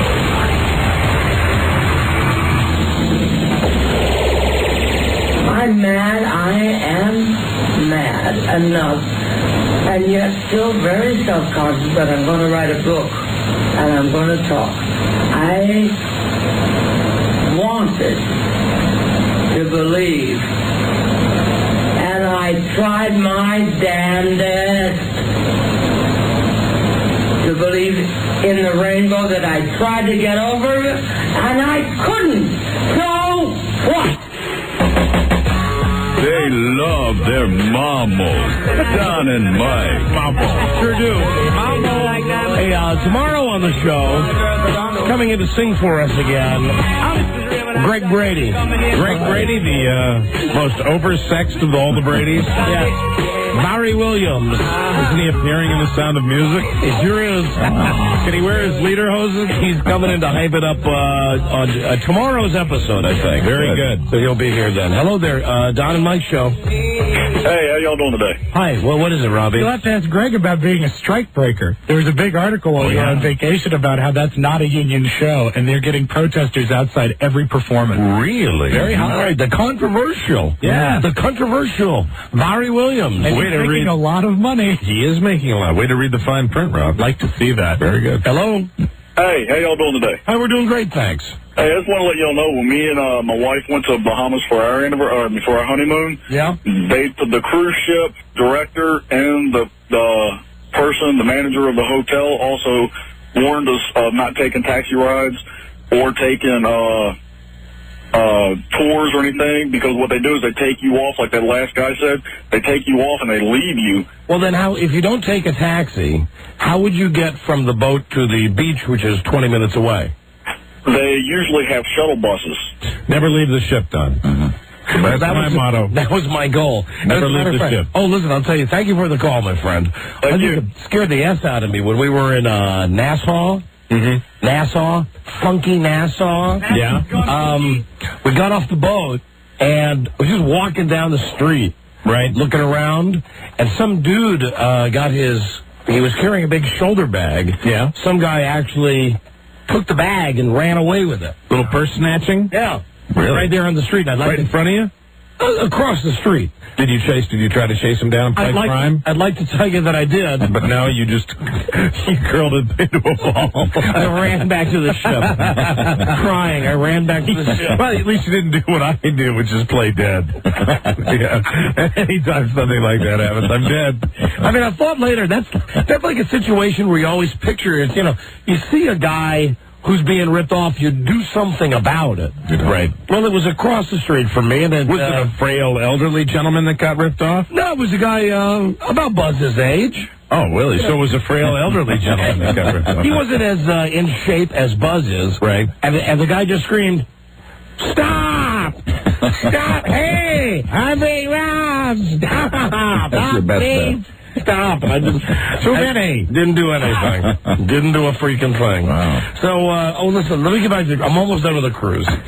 I cannot put into words this woman from the cruise ship, the woman who sat at the table that we sat at. Wow, she must have made quite an impression on You know what I'm going to do? Frida's got her email address. I'm going to email her tonight and say, "Hey, Cindy, really missed you. What have you been up to?" And I'll read. What is your dress size? I will read what her response is.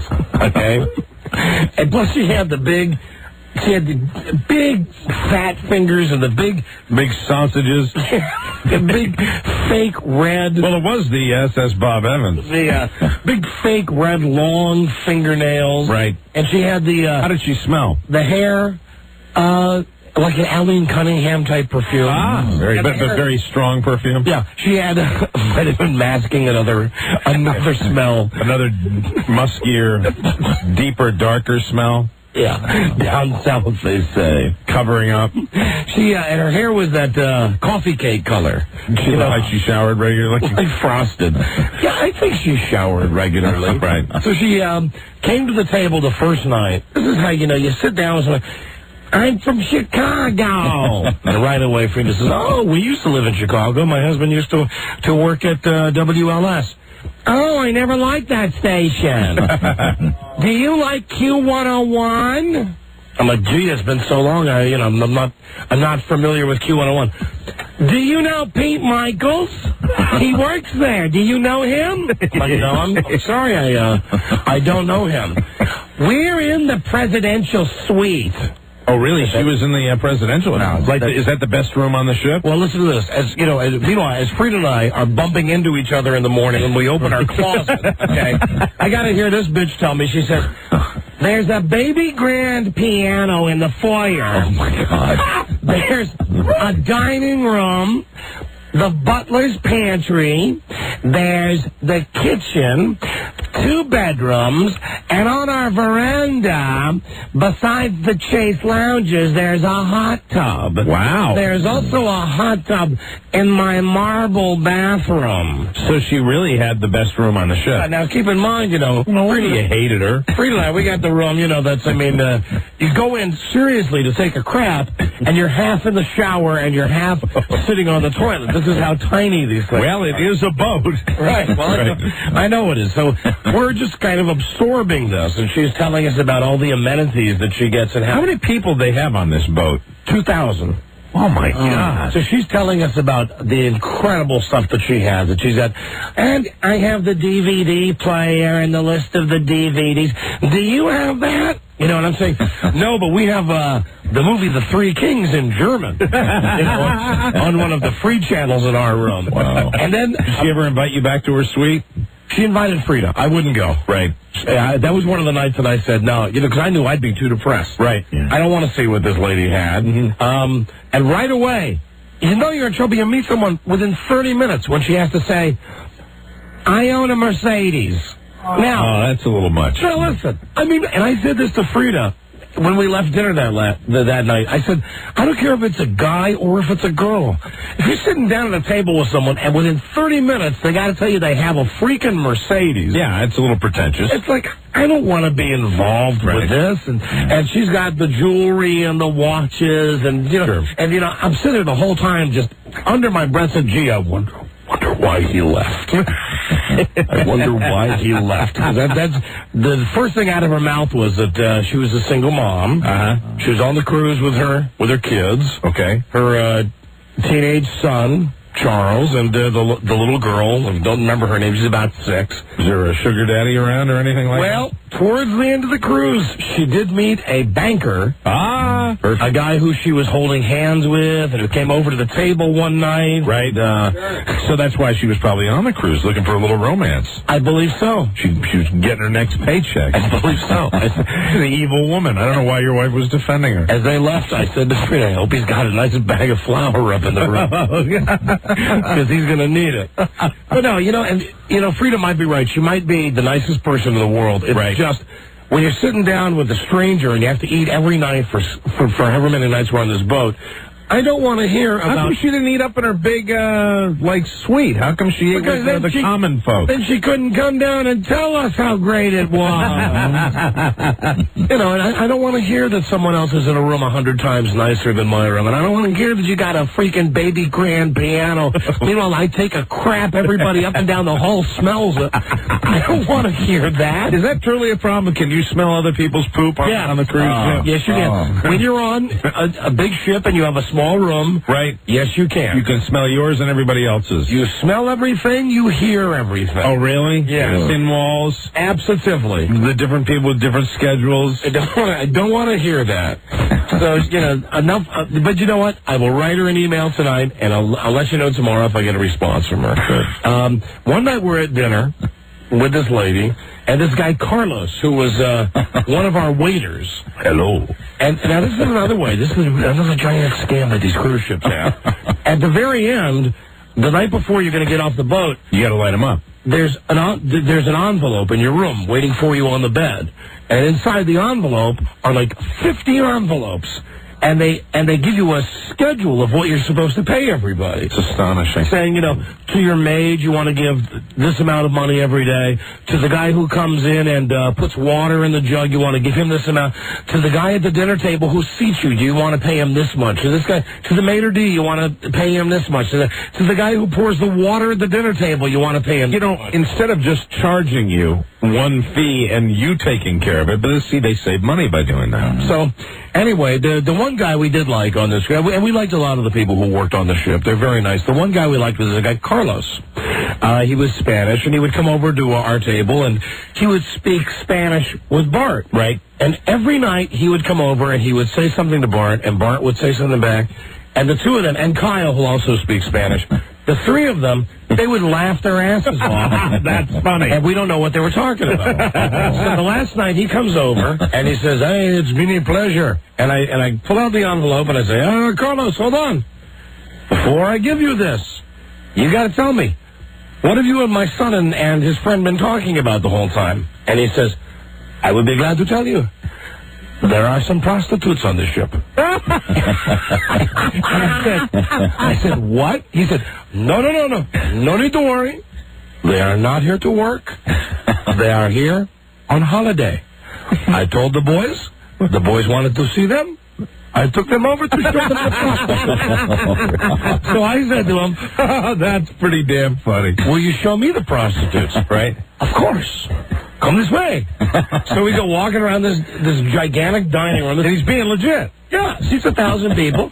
And we stand in the corner and he goes, to your left, 2 women, one in a blue dress, the other one in a red dress. They are prostitutes. They are from Madrid, Spain. They are on holiday. They are not working this weekend. They are very high class, very expensive. They are very, very good. Take a look at them. And I'm looking at them, and they're nice-looking chicks. Right. He says, they are prostitutes. I said, thank you. And did you ever get a price? No. You ever inquire? No, I didn't. I went back to the table, and Frida said, what was that about? I said, I found out what Carlos was telling Bart. How much do they cost, Carlos? That they're prostitutes on the ship. Very expensive. So he was nice, and we got off the boat, the disembarkation, where you go through the CF, and listen, this is going to be the last time that I let them fool me with this crap about don't take any Cuban cigars because you're going to have to go through customs. Right. Because and every time I believe them, and every time I don't bring any back. Right. And this is the third time now that we've been on one of these goddamn cruises where, you know what customs is? You get off the boat, and you give them the piece of paper, and they say, welcome back to America. See you later. Have a nice trip. Enjoy yourself.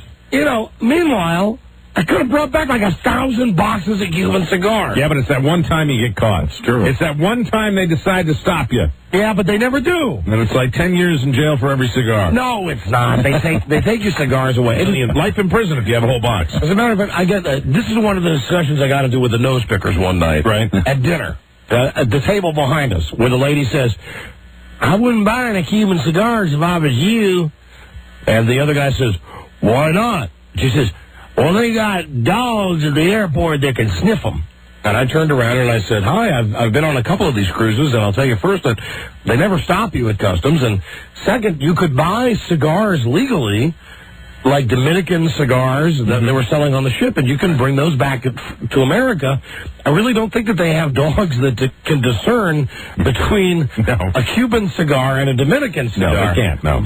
Well, no, they have highly trained dogs, and they get through all your bags. and she doesn't know what no, she's she talking doesn't have a freaking clue. She was, she was one of the 1-inch pizza people. So I just gave up, and I said, listen, you're safe. Bring back whatever you want. But then I was such a pussy, I didn't do it myself. Well, you take a chance. You never know. That's the thing. You never know what they're going to do. You got to handle it like I do. I went to a shop where they sold Cuban cigars. Right. And I said to the guy, gee, I'd like to buy a box. They're incredibly cheap, so much cheaper than regular cigars are. Right. I said, but I'm really worried about bringing these back on the ship, even though I never get stopped by customs. The guy says, hey, no problem. I shipped them to you. There you go. I said, well, how can you do that? He says, I know a guy at customs. I know a guy at the airport. Mm-hmm. What's your address? So I give him the address, and I give him the credit card for the stuff. He wants you to wait for a horn? Yeah. Of the horn? Now, Frida was his brother the cab driver waiting outside? Frida was very wary of this. Right. Positive that one of two things is going to happen. There's one big scam down there. Either I'm going to walk out of this place and immediately, Pedro's going to put me in the slammer, right. Or that this guy just took $100 of my money, and I'm never gonna, he's gonna send me a box of crap in the mail. Some toilet paper. Well, as it turns out, though, the guy was on the up and up. Right. And sent me the stuff, and I got it. So it's now great. The authorities are coming to your house right now. Well, they won't find anything. Because I have cigars, but they have no bands on them. Oh, there you go. Very They have good. no bands on them, so who knows where they came from. Who knows? Who knows? I am Carlos. Would you like to see the prostitute? we get off the boat. We go through this bull ass that is customs. We get to the airport. We got to wait around to get the plane, flying out of down by Fort Lauderdale. We get on the plane. Now, listen, we don't spend money when we go on this. My wife is money crazy already. So we go on the cheap when we do this. We stay in a crappy room. Everything's on a plan. The only thing that I buy is first-class tickets.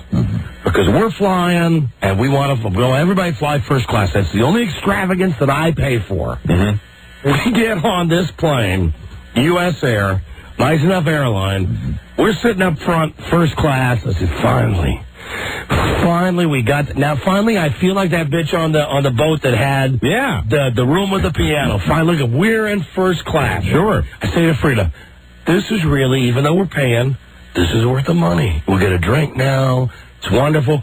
The next thing you know, a guy comes on. He's got a dog in a cage. And he wants the dog to be in the seat underneath him. He says, I've given the dog a tranquilizer. It was a poodle. He says, the dog will be very quiet. The lady says, well, I really don't know. The guy says, please, the dog means a lot to me. She says, fine. As soon, I swear to Jesus, I swear to Phil Hochberg, as soon as the plane takes off,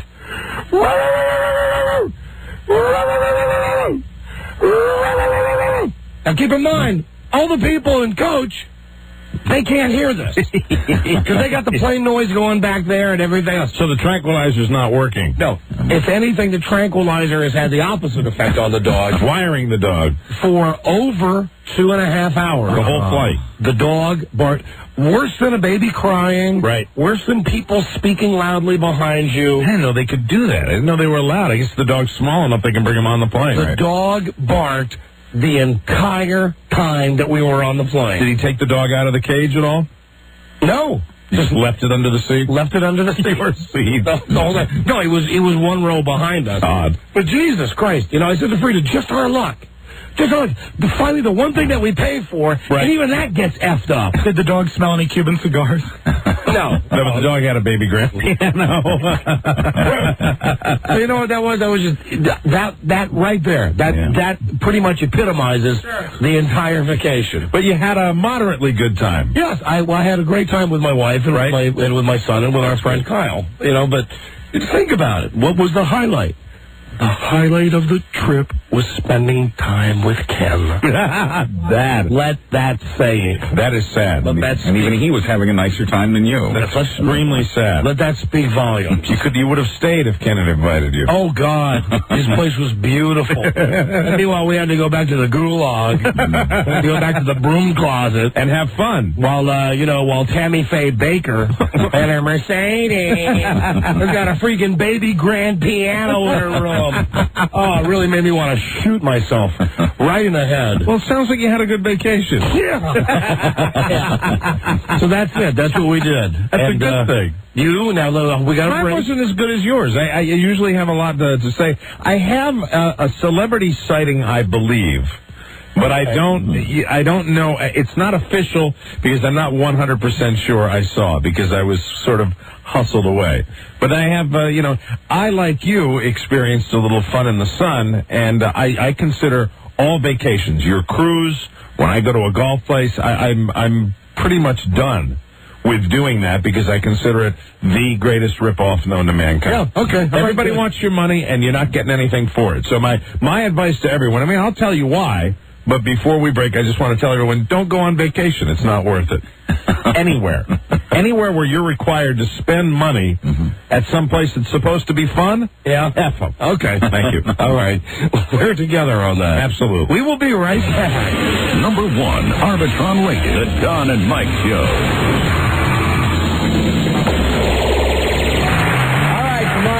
We have Jay Thomas, Catherine Pryor, Terry McAuliffe, the new head of the Democratic Party. All right, good sir. And Bob Jesus effing Christ. The Don and Mike Show. Hey, Rob, come here for a second. We just played that tape of someone yelling out our names out on the Bill Maher show. Yeah, politically incorrect. We were just listening to the commercials. Yes. That have been running all week, too. Bill Maher is doing some serious show. Serious business. On school violence. He's going to have, kids from Columbine on and that school in San Diego. Uh-huh. And the celebrity panel. Yes. Let me see if I got them all right. Okay. Danny Bonaducci. Right. Oh, God. Frankie Munoz from Malcolm in the Middle. Munoz. Right. Big Annoying. Who am I forgetting? Big Annoying and red hair. Carrot Top? Kathy Griffin. Oh, God. Was there a fourth? There might have been. My I don't God, know that's that enough to cause a shooting right there. That's the ones you want. And they spin it like, see Bill Maher attack the issues as only he can. With Kathy Griffin, Frankie Munoz, and Danny Bonaducci. What's Frankie Munoz doing? Well, he's a kid. He's a kid. He's a kid. He's a stage kid. Yeah. Hello, Don and Mike show. Hello. Hello. Oh, yeah. You know what? Was that flight Saturday morning coming back from Fort Lauderdale? Yes. Because I was on it. We were in the 5th row, and we heard that fabulous dog the whole way. The whole freaking way. And the stewardess kept coming out and saying she couldn't stand it. It was driving her crazy. It was the little old man whose wife was in the back. They had another dog, Oh, there was. They had a second dog, which may have been riding with the wife, who was in coach. Why did they put the dogs in with the luggage? And those dogs, we were just laughing so hard, sitting waiting for the flight because they were barking. They just kept barking. But we were on a cruise. I don't know if it was the same boat as you, but ours was completely different. Well, I'm happy to hear that. Goodbye. All right. Hello, Don and Mike Show. I hate it when I'm cynical, like right from the very beginning. But, you know, I suppose she was Well, she says when the flight was and where it was from. Yes, this is true. Hello. Hello, Don and Mike. It's the NCAA guy. Is this the head shaving guy? This is the head shaving guy. Why do you sound so wasted? I actually just got out of surgery myself. Well, what happened? First priority was to call you. I had arthroscopic surgery on my shoulder. Oh, how you feeling? Do you feel sick to your stomach? No, actually. I just, they gave me some Percocet, so I feel pretty funky. There you go. Ah, well, listen, make sure it's Percocet, then Vicodin, then meth. Methadone. Methadone. Right. Methadone and then alcohol. And then a nice cup of coffee. Then alcohol, and then speed. Right. That's the way Matthew Perry does it. Very good. You know, actually, I just wanted to thank you guys for allowing me the bet in the first place. It was a lot of fun, and your team almost won. Yeah, you know, technically, I mean, I don't remember the bet. I remember before we went on vacation that I know both Mike and I thought that the bet was if one of the teams made it to the Final Four, that you'd come in and shave your head. But then it was pointed out to us that we said 2 of the 4, and why we did that bet. But then again, why do I do any bet? Yeah, well, you know, we had nothing to lose in that bet. Right. No, you actually didn't. But I tell you what, I told you that it would be the winner between Duke and Maryland. I was right. Although Maryland and Arizona were both cheated by the refs, I thought. Okay, listen, whatever. All I know is that, at least give me this.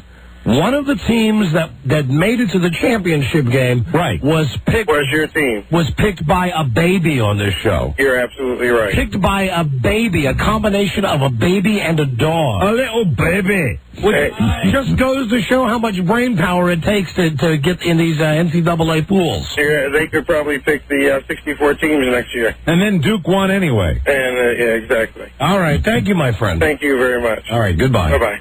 Goodbye. Goodbye. Hello. Hello, Don and Mike Show. Hey, Don, you've been spending 2 hours and 15 minutes talking about your visit vacation. I'll bet it would count as a business-related tax deduction. Yeah, it's an interesting point. You're right off the whole vacation. For you and your whole family. I mean, you talked about Frida, you talked about the boys. You can make a case for that, I bet you. All right. Thank you, my friend. Hello, Don and Mike Show. Hi. Hi. I was just calling to say that the other person, the guest celebrity on the Howie Mandel, on the Bill Mayer politically... Has a cell phone that doesn't work. Pardon me? What? That was Howie Mandel. Yeah, it was Howie Mandel. Yeah, fresh off his appearance with Kathy Lee on E. Yeah, yeah, that's right. That's E.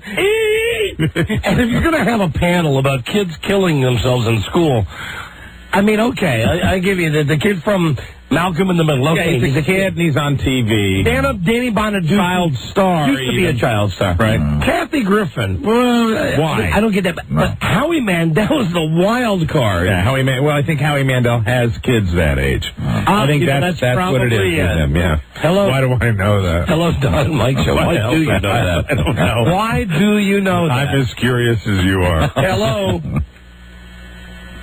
Oh, for the love of Christ. Hello, Don and Mike Show. Don? Yes? I'm so glad you guys are back, man. Come on, get it together, sir. Oh, hey, Mike. Oh, man, that's great. How you doing? Oh, the crying guy. Yeah. It's okay, we're back. Come on now. It was bad, man. It was Come on. bad when Hi. you were gone. It was? Yes. Did you bring me that weed? I did. I told you I would. All right, yeah. Hello, Don and Mike Show. Hello. Yeah, hi. Hey, what's up, guys? How you doing? Great, thanks. Pleasure to be on the air with you. Yeah, I just came back from Jamaica, so I haven't heard you guys for 5 weeks.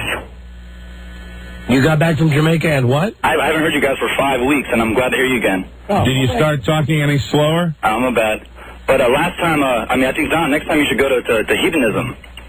Hedonism? Hedonism. Have you ever heard of that? That's that place we sent Grace with dirty feet, right? Yeah, that's with the pool with stuff floating in it. Yeah, right.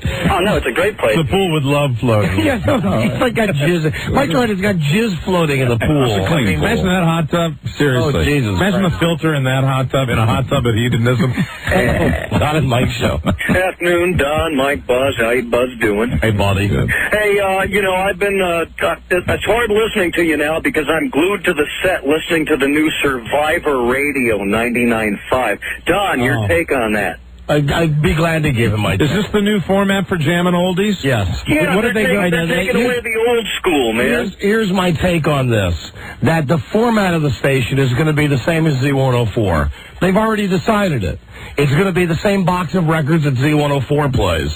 Except they're so stupid that what they're doing is supposedly, and again, this is a prime example of how radio stations think that you guys listening are so freaking stupid.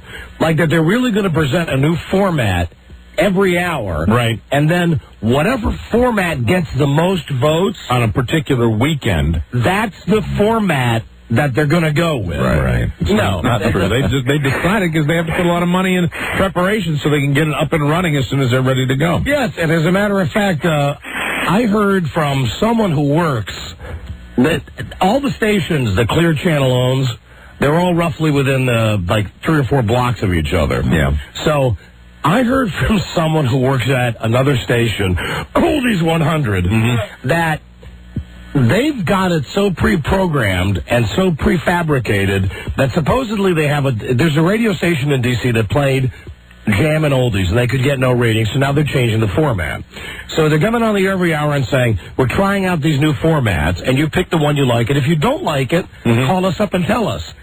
I heard from a guy at Oldies 100 that all of the calls that they're putting on the air where they go like, Survivor radio feedback, beep. Hey, I wish you would play more Britney Spears, beep. Yeah, I love it when you play Three Doors Down. They're all made up. They're all station employees. Yeah, of course they are. They're all people who work for Oldies 100. Sure. Who were told last week to call and make these fake calls so they'd have these fake calls ready. And in their format, which is, could be anything, but they've decided on it already. No, and I know what it is. It's Top 40. Top 40. It's Top 40. It's the same crap they play on Z104. And they go through all this bull ass all week long because they think that people are so stupid that they're going to think that they really have a chance to make a change on this radio. No, the change was probably determined, 6 months ago. Yeah, 2 books ago. Right. They decided that they were going to dump the Jammin' Oldies format. Exactly. It's typical radio, man. Yeah, I like Jammin' Oldies. I'm the only one in the country, and I think... I like Jammin' Oldies, too, remembering the good old days of Donnie G spinning them over on 95.5. You know what? And I agree, and that's probably the reason because I like... But the problem is they didn't do it the right way. They did it in a horrible way. I like the actual genre of music, but they screwed it up so bad. Well, they did it like every station does, where they got only 200 records that they played every single day, the same records. When you could play so many different records. And right, they never blew it. played Joe Tex Ain't Gonna Bump No More with No Big Fat Woman. All right, well, now you're getting a little too specific. But listen, trust me, the whole thing's a scam. It's Top 40. It's going to be the same crap as on Z104. Right. Thanks, Dylan. Exact Good same. day. Exact Bye. same. Later.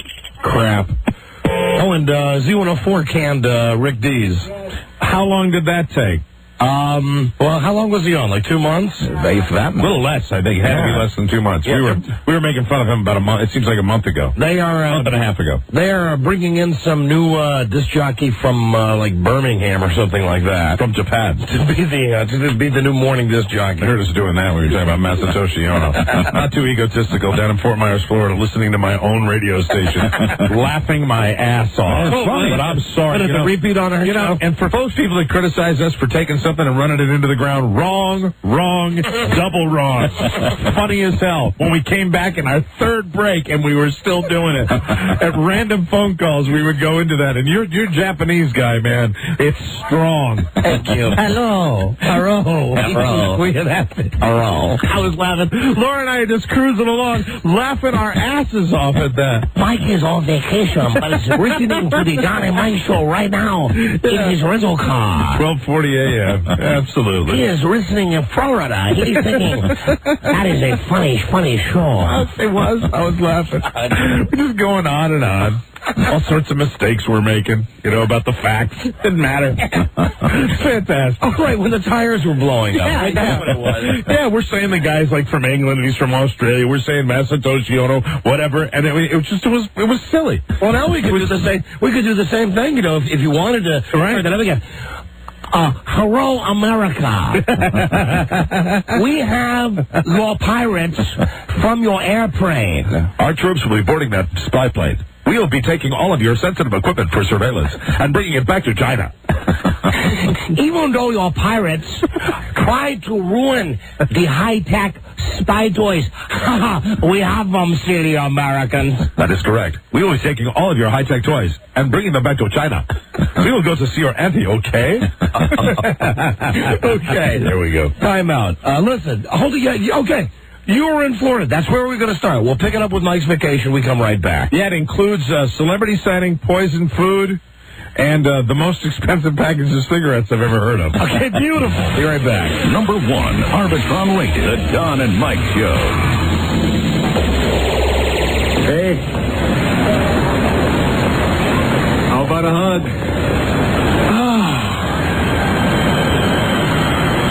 Hey, goodbye.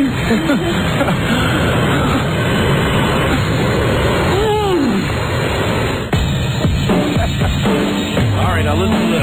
Sultans of Funk, Don and Mike. For those of you who don't believe there is a God yet, listen to what just happened. It's pretty good, folks. Out of the parking lot.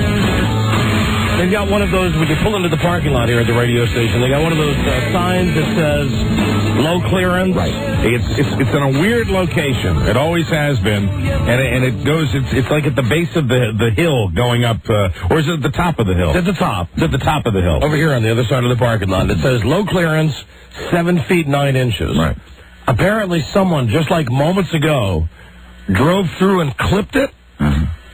And the big sign fell and crashed right on Jeremy's car. Crushed his car. Oh, man. Was Jeremy in it? No, because he's calling his insurance now. Oh, okay. So I guess God wasn't smiling on us 100% today. There you go. But still. Hey, welcome back. That's pretty great. Man. Hey, that should be a sign. It's a sign. It's going to be a nice spring. It should be a sign for Jeremy. Right. About us. Absolutely. We're back. We're back, and your car just got destroyed. Look at what happened. Your car is wrecked. Call that insurance company. So, listen, bring Jeremy in, please, one of you guys, as soon as he's done crying outside. Oh, no. Pounding his hard black shoes with the big belt buckles on them. His short pants. Stomping on his Dutch boy paint hat. And his black lunchbox. His lunch pail. His puffy shirt. His ruffled shirt. And his big fuzzy bow tie. You've ruined my BMW. And his sailor's hat. You've ruined my BMW. I'll just have to skip to work. Fancy lad. Hey, how funny is that? Crushed his car. Yes. Some van driver coming in here. Boom. All right. Well, listen, while we wait for Jeremy, tell us about your vacation. Well, I want to first thank my children, because this is the first time ever that my wife and I actually went away without our kids, and we came back from our vacation, and they did great. They were very, very hungry. Well, Catherine's 5 and Elizabeth's 3, but they did fantastically. People say that their kids that small, you can't leave them, to their own devices, and they did a fantastic job. Once they ran out of goldfish, though, it was a little tough, because we said no cooking. You mean like the Pepperidge Farm goldfish? Yeah, the Pepperidge Farm goldfish. I said no cooking and came back. But, can we give them a round of applause? Yeah, they did really good. We went away for 4 days, and they did just fantastically on their own, and they didn't take care of the dogs real well, so I was a little upset about that. But they were fine, and it means we can do it again anytime we feel like going away. Way to go, kids. Really, really happy with that. Dad's proud of you. I said this to you before, and I mean it. I don't think I'm ever going on one of these vacations where you go to some place and spend money. I mean, I really don't think that it's, everything's a ripoff. Everything sucks. Well, you got to spend money to go somewhere. You have to spend money to fly, but what I'm trying to do is do like a timeshare or something where you just go to a place and it's not a hotel, and it's not, that it's a place that you just stay, that you just rent and you go to regular grocery stores and do, because I've done my last fancy lad vacation, spa, expensive golf course, crap, BS, BS. Because it's all just garbage. It is total bull S is what bull SS. Okay, and I mean that. I'm trying to the bull SS that you go through when you go to these places, which are not designed really for the vacationer. Not if you're in the continental United States. These big resort places are designed for the conference. Now it happened again. I told you the last time I went to a fancy place, I had the pampered chef people. Well, this time it was some other group of trucking people that were all there, and every day you hate the trucker. Let me tell you, it's the trucking. It's not. I mean, my father-in-law kind of used to work for this association, but this was another association of independent trucker effers that were out there, and they had at this place we went to down in Miami. They had every day. First of all, when you come into the hotel, they've got a table that's laid out, and the table has cookies and soft drinks and newspapers and oranges and all this wonderful stuff that they got laying out there for everybody that's walking by in the hotel, and then a big sign that says, "For the trucker effers only." And I'm like, you don't flaunt it in front of me. Get them a room where they check in, but no, because they've taken over the hotel, and they're going to have their private parties, and they're going to shut down restaurants so they can have their special private thing. And you know what? I'm looking around at all these people, and I'm saying to myself, these people are all here on somebody else's dime. These are people that are all here having a fantastic time as I suffer, because these people are really enjoying themselves because it's probably free. Right. Some company's paying for it, and some company's bringing the whole family down. Meanwhile, I'm slogging through poison food, and one of the nights we go into this restaurant. Right. What was the poison food? It's the only night we eat at the restaurant at this place, because we looked around, and frankly, the restaurant just didn't look like we felt like doing it. We'd rather go off campus and go down to South Beach, man. Go down to the lovely, exciting nightlife of South Beach, which is a different story unto itself. But we had a good time the night we went out there, and there are a million different restaurants. So we didn't want to stay in the one little place with the conferences going on, because we wanted to go and be free. We got tired of that. We said one night we're going to go eat in one of these restaurants. So we go into one of these restaurants, and I got a shopping list, and I'm not even going to mention the name of this place, but it's a very, very exclusive place, and I didn't have the best time I've ever had. Start with a D? Yes, it did. And with an S? No. What were you thinking of? Denny's? No. Well, I know you and your travel. I'm talking about the whole golf resort here. Oh, but I'm not going to mention their name, Doral. So I go there, and so we go down and we go into the restaurant, and I order the lobster because I'm feeling very festive, and it's the only time we're going to eat here. Might as well get the most expensive thing on the menu, right? Very exciting. And my wife orders the same thing, and she never orders the most expensive thing. And so I dive into this, and it's one of those lobster tails that comes from far across the country because it doesn't have that much flavor. Well, my wife's had flavor, and she said, "This is bad." And I'm meanwhile halfway through this piece of lobster, chewing and going, "What do you mean it's bad? It's not bad. It just doesn't taste like normal lobster. It's because it's probably frozen. It doesn't taste enough." I've got this mouth full of it. She goes, "It's bad." I said, "No, I'm having the same thing you are. It doesn't taste bad." She said, "Why don't you taste mine?" I said, "I don't want to taste yours because it's not bad, but if you want, I will taste yours." So I take a forkful of hers, and I put it into my mouth, and a burning ammonia shoots up my nose, makes my eyes water, and I just go, spit it out on the plate. I mean, it is unbelievably bad. I said, Major D, this is the second time. Wipers! This is the second time this has happened to my wife. She's got very bad luck when it comes to lobster because it happens like this. It comes over, and, I really looked forward all day to this meal, and this is, again, though, spending all of this money, and thank God that I make a decent living, that I can go to a nice place, but I've had it. I'm done. I'm not doing it anymore. But see, the waiter comes walking over and he goes, "Oh, really?" I said, "Yes." And we put one of the pieces that's not been touched on a little plate and said, "If you smell that, you can smell the smell of ammonia." And he goes, I said, "Well, I'll take them away." And he goes walking away. Now, I think when you're in a restaurant and you get poisonous food that can kill you, that you ought to have some kind of reaction. Like maybe just sorry that the food we served you was left out like in a sunlight. Your room, your meals, comp. I don't expect a comp meal. I don't at all. But what I do expect is to have at least someone come out and say, hey, sorry the food was poisoned. It didn't happen. It's the way it was. So at this point, we're stressed out, and we decide, well, no more food. Just forget it. We get the bill. They took the entree off the. I didn't want to. When sometimes you want to make a stink, and other times you're so exasperated because of everything else that had happened at this place, which I haven't even begun to start with yet. We finally walk across, and I say, I'm stressed out. I need a smoke. I need a little cigarette. So I say. Do you have, those cigarettes that I smoke are the super deluxe, wimpy, ultra light? Uh-huh. They're Marlboro ultra light cigarettes that I smoke, okay?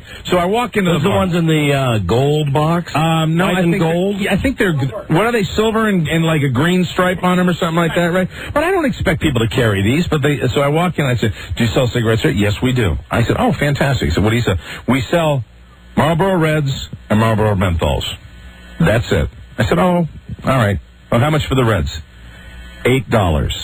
For a pack? $8 for a pack of cigarettes.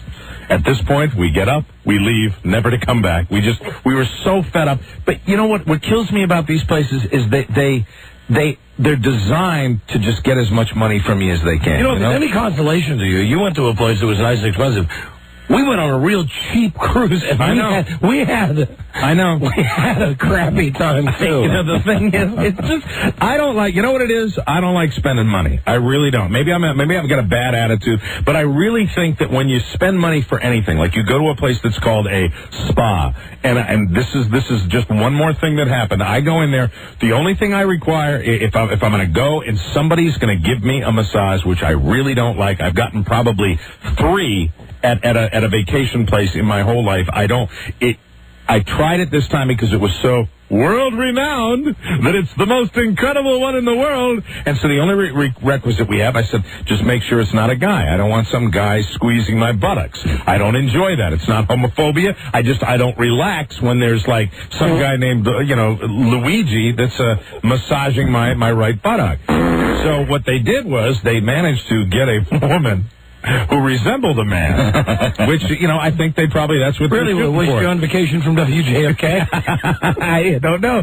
She was standing outside and she said, Hi, how are you? Are you Mr. O'Mara? I said, yeah. So I shake your hand, and you know the kind of handshake, I knew it wasn't going to go well. This is a person who is supposed to rub on people for a living, and I shook her hand, and you know the kind of handshake where the person is technically shaking your hand, but it's more of a brush with the fingers because the hand is pulled away so quickly. I was disturbed at that, and so as I get ready to prepare myself to walk down, and I'm wearing this stupid, goofy-ass robe with all these other guys in stupid, goofy-ass robes, I am completely miserable before this woman has even laid her hands on me, and I've got 50 minutes with this broad for my deluxe lesbian massage that I'm going to get. I think we have a tape of her. All right, let's listen. Was this your masseuse? Way down upon the Herbert River. Prettier. Far, far Mad Dog's prettier? Much prettier. Well, I've got significantly sand in prettier. every nook and cranny. Right. Pants are wet all day. Yeah. There was no singing that went on, but even through all this, I said, well, give this woman the benefit of the doubt. She didn't really technically shake my hand, and then she says, did you want Swedish? It's the form of you want Swedish. You know what that is? Well, that's what I asked for. That's from belly button to kneecap. No, it's not. Yes, it is. Or do you want deep tissue? And I said, well, I've got sore muscles, and I asked for Swedish, and she said, you probably should have gotten deep tissue. People always make that mistake. And I'm like, okay, F you. I already paid for the hour. So we go in, and the first 15 minutes So a Swedish massage is not code for manual relief? Absolutely not. She didn't come within 17 miles of my genitals. And in those type of environments, they don't anyway. But at least I want to get somebody who's going to, rub on you a little bit. Well, the first 10 minutes, and we're talking about a 15-minute massage here, so 10 minutes is a significant amount of time. She takes her fingers, right? She takes her fingers, and she's got kind of a New York accent, and she has a little odor. And she takes her two fingers. Was it vaginal? I'm not. You know what? I couldn't place it. but it was like it was some sort of sports odor. Like, I almost, like, when I smelled it, the odor was almost like I thought that maybe it was coming off of someone else that had been rubbed on. Okay. All right? All right. So you're getting a second-hand odor. Yeah, but they got the music back in, and the music's like...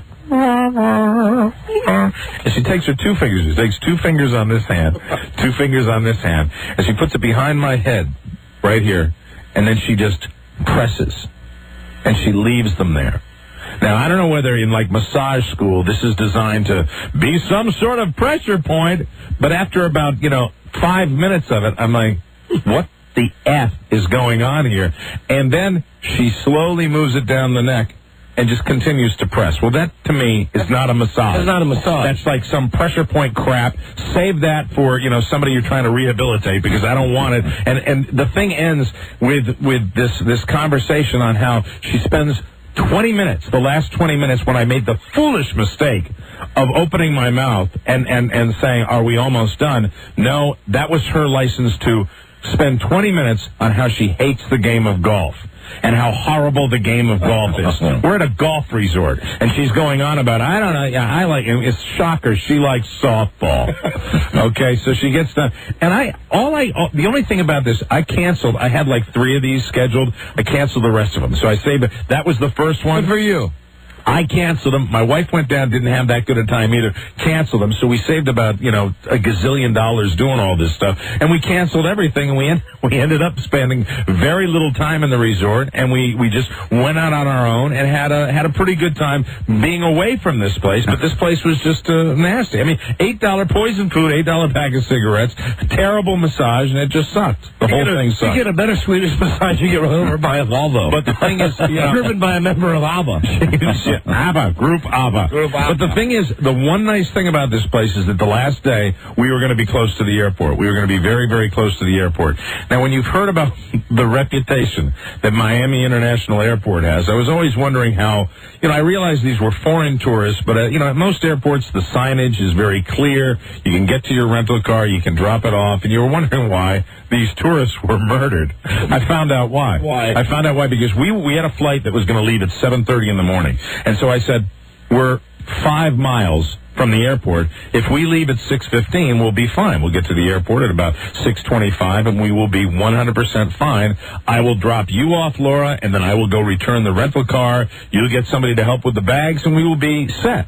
So we get to the airport, and as we pull in, I estimated there were probably 13 or 14 lanes of traffic at Miami International Airport, solidly stopped. I'm talking cabs, cars, tour buses, trucks, everything. It is a parking lot, and this is a huge airport, and it's becoming evident to me that I don't know if we're even going to be able to make it to the drop-off point, but we do. You might have had to pull a Scott Shannon with that rental car. You know what? I swear to God, that thing you used to tell me about Scott Shannon was in my mind, but, you gotta be goody two-shoes, gotta take the rental car back. By the time we got to the airport, we pulled up off the exit at probably 6:25, and it was probably 5 of 7 before I got the rental car back to the airport place. But the problem was, when you leave the airport, you see rental car return. Then I drop my wife off, and I got to do that thing where you kind of double back,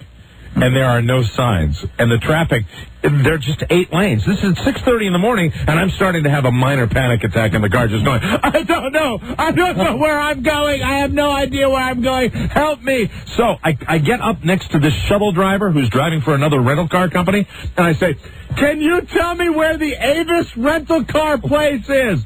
I have to drop the car off.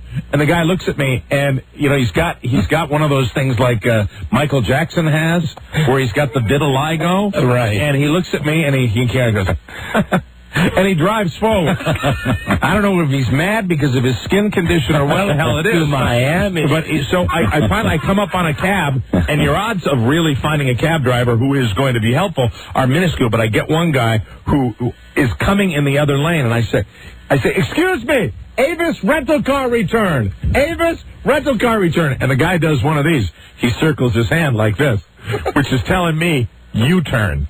And what's telling me really is, seriously, I'm about to make the most lethal U-turn I've ever made in my life. You know when you have the concrete pillars, the little Jersey walls that have the little brake, authorized vehicle only, and you've got 4 lanes of traffic coming 65 to 70 miles an hour with no real brake. The only way I'm going to make this U-turn, and I've got a line of cars now because there's no turn lane. It's not like I can get over to the left. I'm in the fast lane going in one direction, but I'm not going to get into some place where I don't know where I'm going. So I have these cars, and I go, honk for cash. Honk for cash. Oh, Jesus. I mean, you could not believe this. And I finally get a break, and I take that rental car, and I spin those wheels. Come out. I did not crash, but I made it back. And so I'm like, you did it. I'm driving back, and he said, make the U-turn. And then I'm like, I made the U-turn, but he didn't tell me anything else. I still have no effing idea where I'm going. I do not know where I'm going at all. There are no signs at all. Finally, I see rental car return. And I'm coming up on this, like, rental car return. Signs, I'm going to be set. I'm going to get there. This is going to be fantastic. There we go. I get closer, rental car return. I see rental car return. Underneath it says, $, budget, with an arrow. No other sign. So I take a right-hand turn, and I just say, okay, I'll go down to the $, thing. I'll go down to the budget thing. I go down maybe half a mile. I still see no rental car places at all. And then I see rental car return with another arrow, and I come back around the other way, and I see the $, place. And I see a guy at the $, place who's, in the little security kiosk. Right, he's the guy that checks out your car. Right. And I walk up to him. Now, he works there, okay? He's in a security car. He works for the rental car company, okay? He lives and is employed in Miami for a rental car company. I roll down the window. I say, excuse me, do you know where the Avis drop-off is? And he looks at me and he says, no, I don't, sir. Effer! It's 5 after 7. My plane leaves at 7:30. I am starting to have a heart attack. Laura's at the airport. I go to the next place, the budget that was on the side. I see the guy at budget. At this point, the guy looks at me. I said, do you know where Avis drop-off is? And, not a lot of verbal communication. He points, just keep going. Keep going. And suddenly, like, you hear the heavens going, oh. I pull into the Avis thing, and I was wrong about the time, because at the time when the guy told me where to go, it was 5 of 7. So it's 7 o'clock, and I'm pulling in, and I'm like, there are odds that this is going to be okay.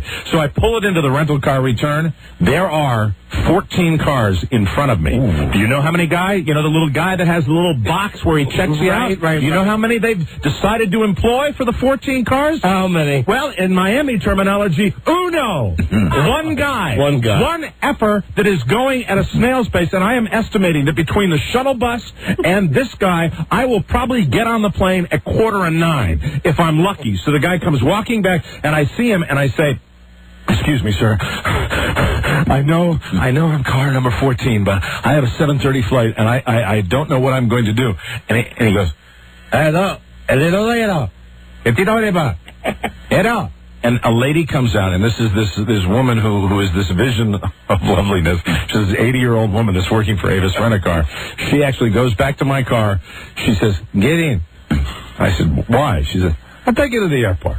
And suddenly this calmness settled in over me, where they took an employee there and had her drive me to the airport, and I was looking at her, and she was about 65 or 70 or so. I don't know. She was very old, but she was very kind, and it was a moment where I just was completely relaxed. And I got back, and she gets me, and she says, there's another target at the airport. I said, oh, there is nothing. I almost had the accent myself. There, you better believe I almost had a heart attack going to the airport. She gets me to the airline.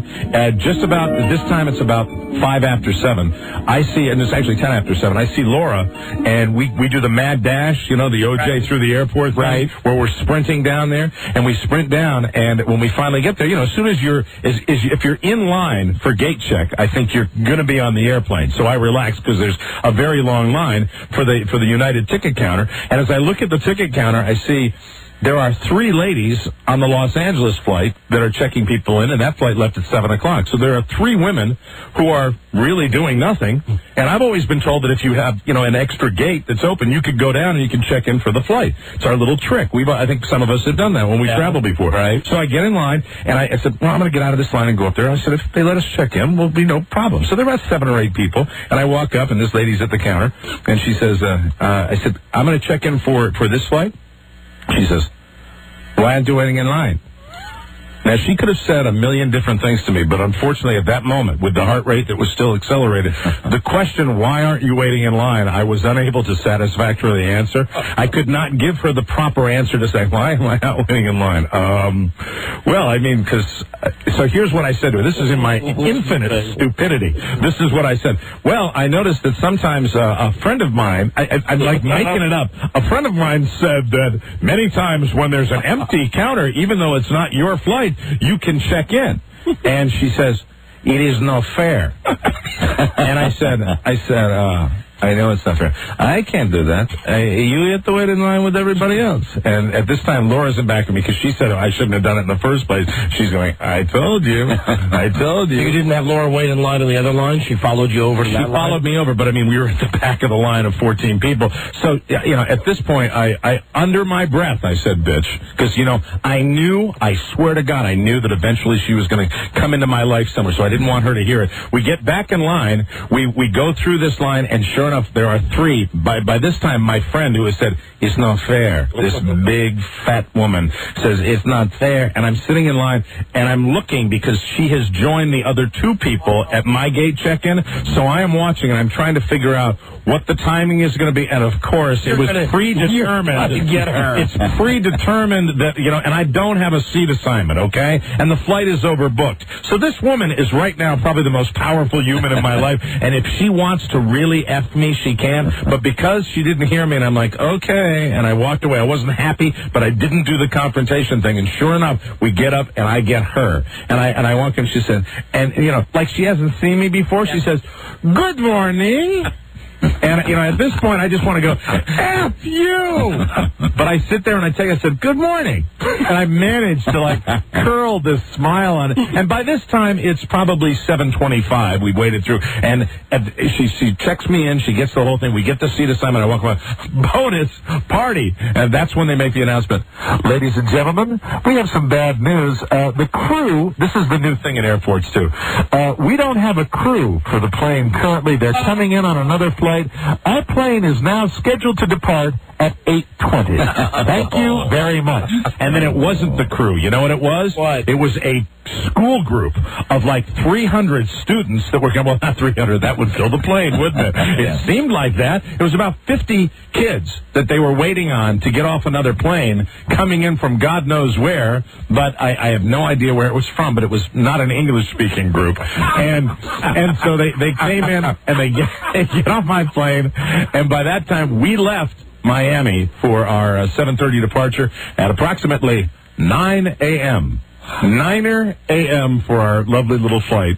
And that's my little airline story. There you go. I stopped hyperventilating. So the moral of the story is, be very careful if you rent a car from Miami International Airport, because when you return it, might not be that easy to figure out where you're going. But it wasn't really a problem because your plane was delayed. The plane was I could have walked to the airport the way it turned out, but I didn't find that out until the woman who said that's no fair with the tiny minuscule piece of snot in her right nostril that I didn't tell her about. Okay, I wanted to reach up and get it with my pinky finger. Last night, who was the celebrity? You didn't tell us the celebrity. Because it really didn't count because I didn't stick around to see. But I saw Gloria Estefan was at a restaurant, I believe, because I saw, that guy that's always with her, her producer, her husband, the guy that founded Miami Sound Machine, was walking out, and they had a big party, and I couldn't see Gloria, so technically I think she was in the restaurant, but it was a wimpy celebrity. Yeah, that's so good. But I stood out, outside in the hallway, and went, Gloria! Viva Gloria! That's right. Give away the money now. I buy you a shrimp cocktail. The secret sound, including where is Davis Rent-A-Car? the brand new clue that I gave you last time. I have lost Buzz. I will send you an $8 pack of cigarettes. Phone number 877-365-3636. Be 100th caller right now. You got a shot. My lobster is poisoned. Number 1, Arbitron rated, The Don and Mike Show. What brings you here? I heard about your trouble with Fatu. Thought I'd come to lend a hand. Thank you, my son. He's fought you. He's my own student. The 5 city monks, they've all been killed. It was Fatu and his gang. Where's Fatu now? Well, I'm not really sure. What do we do? As for Fatu, deal with him as you think fit. How about you, Don and Mike? Number 5. Oh, God. Oh, my. Let's play a different one. You'll laugh until your nipples bleed. Yeah. The Don and Mike Show. That's more like it. Yeah. Okay, time for caller number 100. Hello, Don and Mike Show. Hi, I am the 100th caller. Yes, you are. Thank you for listening. What's your name, my friend? My name is Sheldon. Sheldon, where are you from? I'm from Worcester, Massachusetts. Sheldon, you won the Sopranos prize back. Sopranos, new episode Sunday night at 9 on the HBO. But wait, there's more. You've also won Grand Prize Blockbuster. The 52-week free rental car. That's a free DVD every week for a whole year. Okay. Don't forget to watch favorite stars and movies and music on the Blockbuster Entertainment Awards Wednesday, April 11th on. Now, are you ready to go for $500? I'm ready. All right. Here's the cue. The clue. Excuse me. The clue. What are you doing, Mike? I'm having an aneurysm is what I'm having. All right, I can't stand people walking by the window at this radio station. The clue is that it's a sound that you would have heard if you were listening earlier. I was talking about our great vacation on the cruise ship, the SS Bob Evans. Right. It is a sound that you would have heard stop it, Mike, at about midnight, okay? Okay. That's the clue. You get it, you win $500. Please don't answer till Mike sings like Barry Manilow. We wish you Godspeed.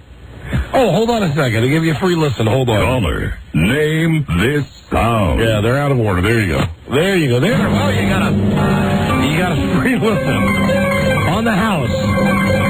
No charge.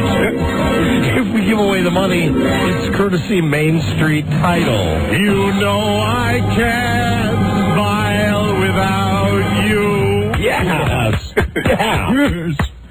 Gene stands alone on that one. Yeah, sorry about that. For $500, give us, what's the sound? A camera shutter. No. Oh. Sorry, that's not it. Okay. You're goddamn close. Though. I know. You're goddamn close. All right. You hear the guess, Rob? I did, but it's not right. A camera shutter. Not right. Jeremy's cell phone. Gotcha. All right, thank you. Don't forget that every guess is a clue. For you. I'm writing down my guess now. All right. Thank you, my friend. Thanks for listening. Hold on a second. Hold on. All right, what's your guess, Mike? That is incorrect. Oh, come on. That's incorrect. God. Now, listen, how funny is this? Jeremy Coleman, his car was crushed. he's kind of still our boss. Yeah. You know, he's the boss up at NEW, where we're going to be later this week. And he used to be the boss here at JFK. Right. Is that something else you didn't know, Buzz? No, I didn't. We're going to New York this week. Jesus, somebody tell Buzz what's going on. I'll start packing. Would someone please tell Buzz? Buzz, we're going up to New York Thursday and Friday. Really? You didn't tell him? You really didn't tell him? I thought we had discussed this on the air, but I will take it on myself personally, Buzz. Now, the moment I hear anything, I'll run to you. Whether or not it's been said I'm going to jump in here. Buzz, Thursday night, we're all going out to dinner together. All right. And Friday, I've made dinner lunch reservations. Ah, very good. Okay. That is the second time on today's show that I've said something, and Buzz has looked up quizzically and grabbed his pen as if I better write this down. I didn't know. Buzz, I'm sorry. I assumed you knew because I thought it was mentioned on the show. We mentioned before we went on vacation that we were going to start going to New York again after our vacation, but no, I never heard about a date. Well, I will not let this happen again. We are going to Reno on the 27th. Got it. Okay, good. And that's all. Wait We're not. No? Sacramento. Sacramento. Slash Reno. Yeah, then we go over the mountain. How are we making it over the mountain? Are we going to go by covered wagon again? Saturday morning, we will go to Reno. Okay. That's right. And Friday night in Sacramento. There's a shuttle, and they have to wait for a full car, and then they'll go. All right, well, listen. Anyway, listen, the funny thing here is that Jeremy Coleman, the gerbil, like a giant piece of metal fell and crushed his car today. So did he have his car on the upper deck, and then the thing fell? An upper decker. And fell forward? I understand that he was parked either on the incline or at the base of the incline, which is illegal. That's a right. fire lane. Yes, it is. It certainly is. Let's drop some metal on Jeremy. Well, We're sorry. Your call could not go through. Your call could not go through. Well, has he left the building? In his damaged vehicle? Yes. No, wait a minute. God damn it. Phones are working. So he's parked on that little, squeeze everybody else outside. Right. All right. Still his car. Got crashed. That's his car. He's got a tiny little European Number car. or code you've dialed is incorrect. Oh, please. Check the number or code and try again. Kiss my ass. Come on. Kiss my ass. What the hell is wrong with people? Well, you would have to hit that thing pretty hard, I would imagine, to bring it down. Well, it's been up for years. Really? It's that thing that says caution. Don't have your vehicle over. Yeah, it's designed 7 feet 6 inches. Number or code you've dialed is incorrect. It's designed for people that don't, so they don't go into the garage. Would somebody please double check this number that y'all gave me for Jeremy Coleman's car? He was looking very happy today. I saw him in the hallway. Oh. We actually had one of our rare pleasant exchanges. I was like, hey, how you doing, Jeremy? We're coming up to New York. And he gave me the false, oh, wonderful. You see his puka shells? Yeah. You see his hair? He's freshly tinted. He has streaked his hair again. Yeah. He really, really blonde up on top. It's like coffee cake hair. Like the bitch on the cruise had. There you go. That's what he's got. Only he could fit in one of her fingers. Yeah, absolutely. He could be on one of her hands. He could be the weight of one of her hands. I had a meeting with him today, and I want to tell you something. He has got the most dove-like hands I have ever seen. Marvelous. Yep, we had the wrong number. We did indeed. He has hands that are designed only for soaking in dishwashing liquid. He has Madge hands. Only if Madge was a young woman. He has Haley Joel Osment hands. Right. Yeah, little kid that was in Sixth Sense. He's got Joan Allen hands. The woman from The Contender? Yeah. I bet she has bigger man hands than he does. She probably does. Dove-like. I'm trying to think dove-like. The little girl in the Pepsi commercials with the curly hair. That's the direction you have to go. You have to go younger. Hello. Hello. Jay. Hi. Hey, how you doing? I'm fine. I just thank the Lord that I was not in the car at the time. We understand that a large girder fell on your automobile today. It was, yeah, apparently so. How extensive was the damage? You say you weren't in it. Would you have been injured if you were in the car? That thing is extremely heavy. I don't know exactly what does that sound? What was that sound, Jeremy? Sorry? What? Well, we just heard like a beep, beep, beep. Oh, that's my car. Oh, that's your car. So you are able to drive it? Yeah, it is actually. It's now drivable. I am impressed. Lydia's right about German engineering. That car took a hit. Where is still seems to chug along fine. Where is the majority of the damage to the car? On the roof. On the roof? Yeah, basically that big metal thing landed on the roof. And put a big dent in the roof. Oh, if you had been in the car, could you have sustained an injury, a head injury? Maybe fatal? I believe that, yes, I would have. Oh, man, wow. Did it break your sunroof? No, luckily it hit the back part of the car, which is why it's drivable. It didn't hit the sunroof, and it didn't smash any of the windows. So when you came out to view the damage, the big, giant metal girder was resting on your car? No, it had glanced off the car and bounced down and was landing and was actually laying on the driveway. Oh my God! Was the person responsible for the damage? Were they handy? Yes, and they were suitably upset. Ah, good. How were you notified by this? You didn't just walk out and see it, did you? Who told you that your car had been crushed? Now and were they laughing?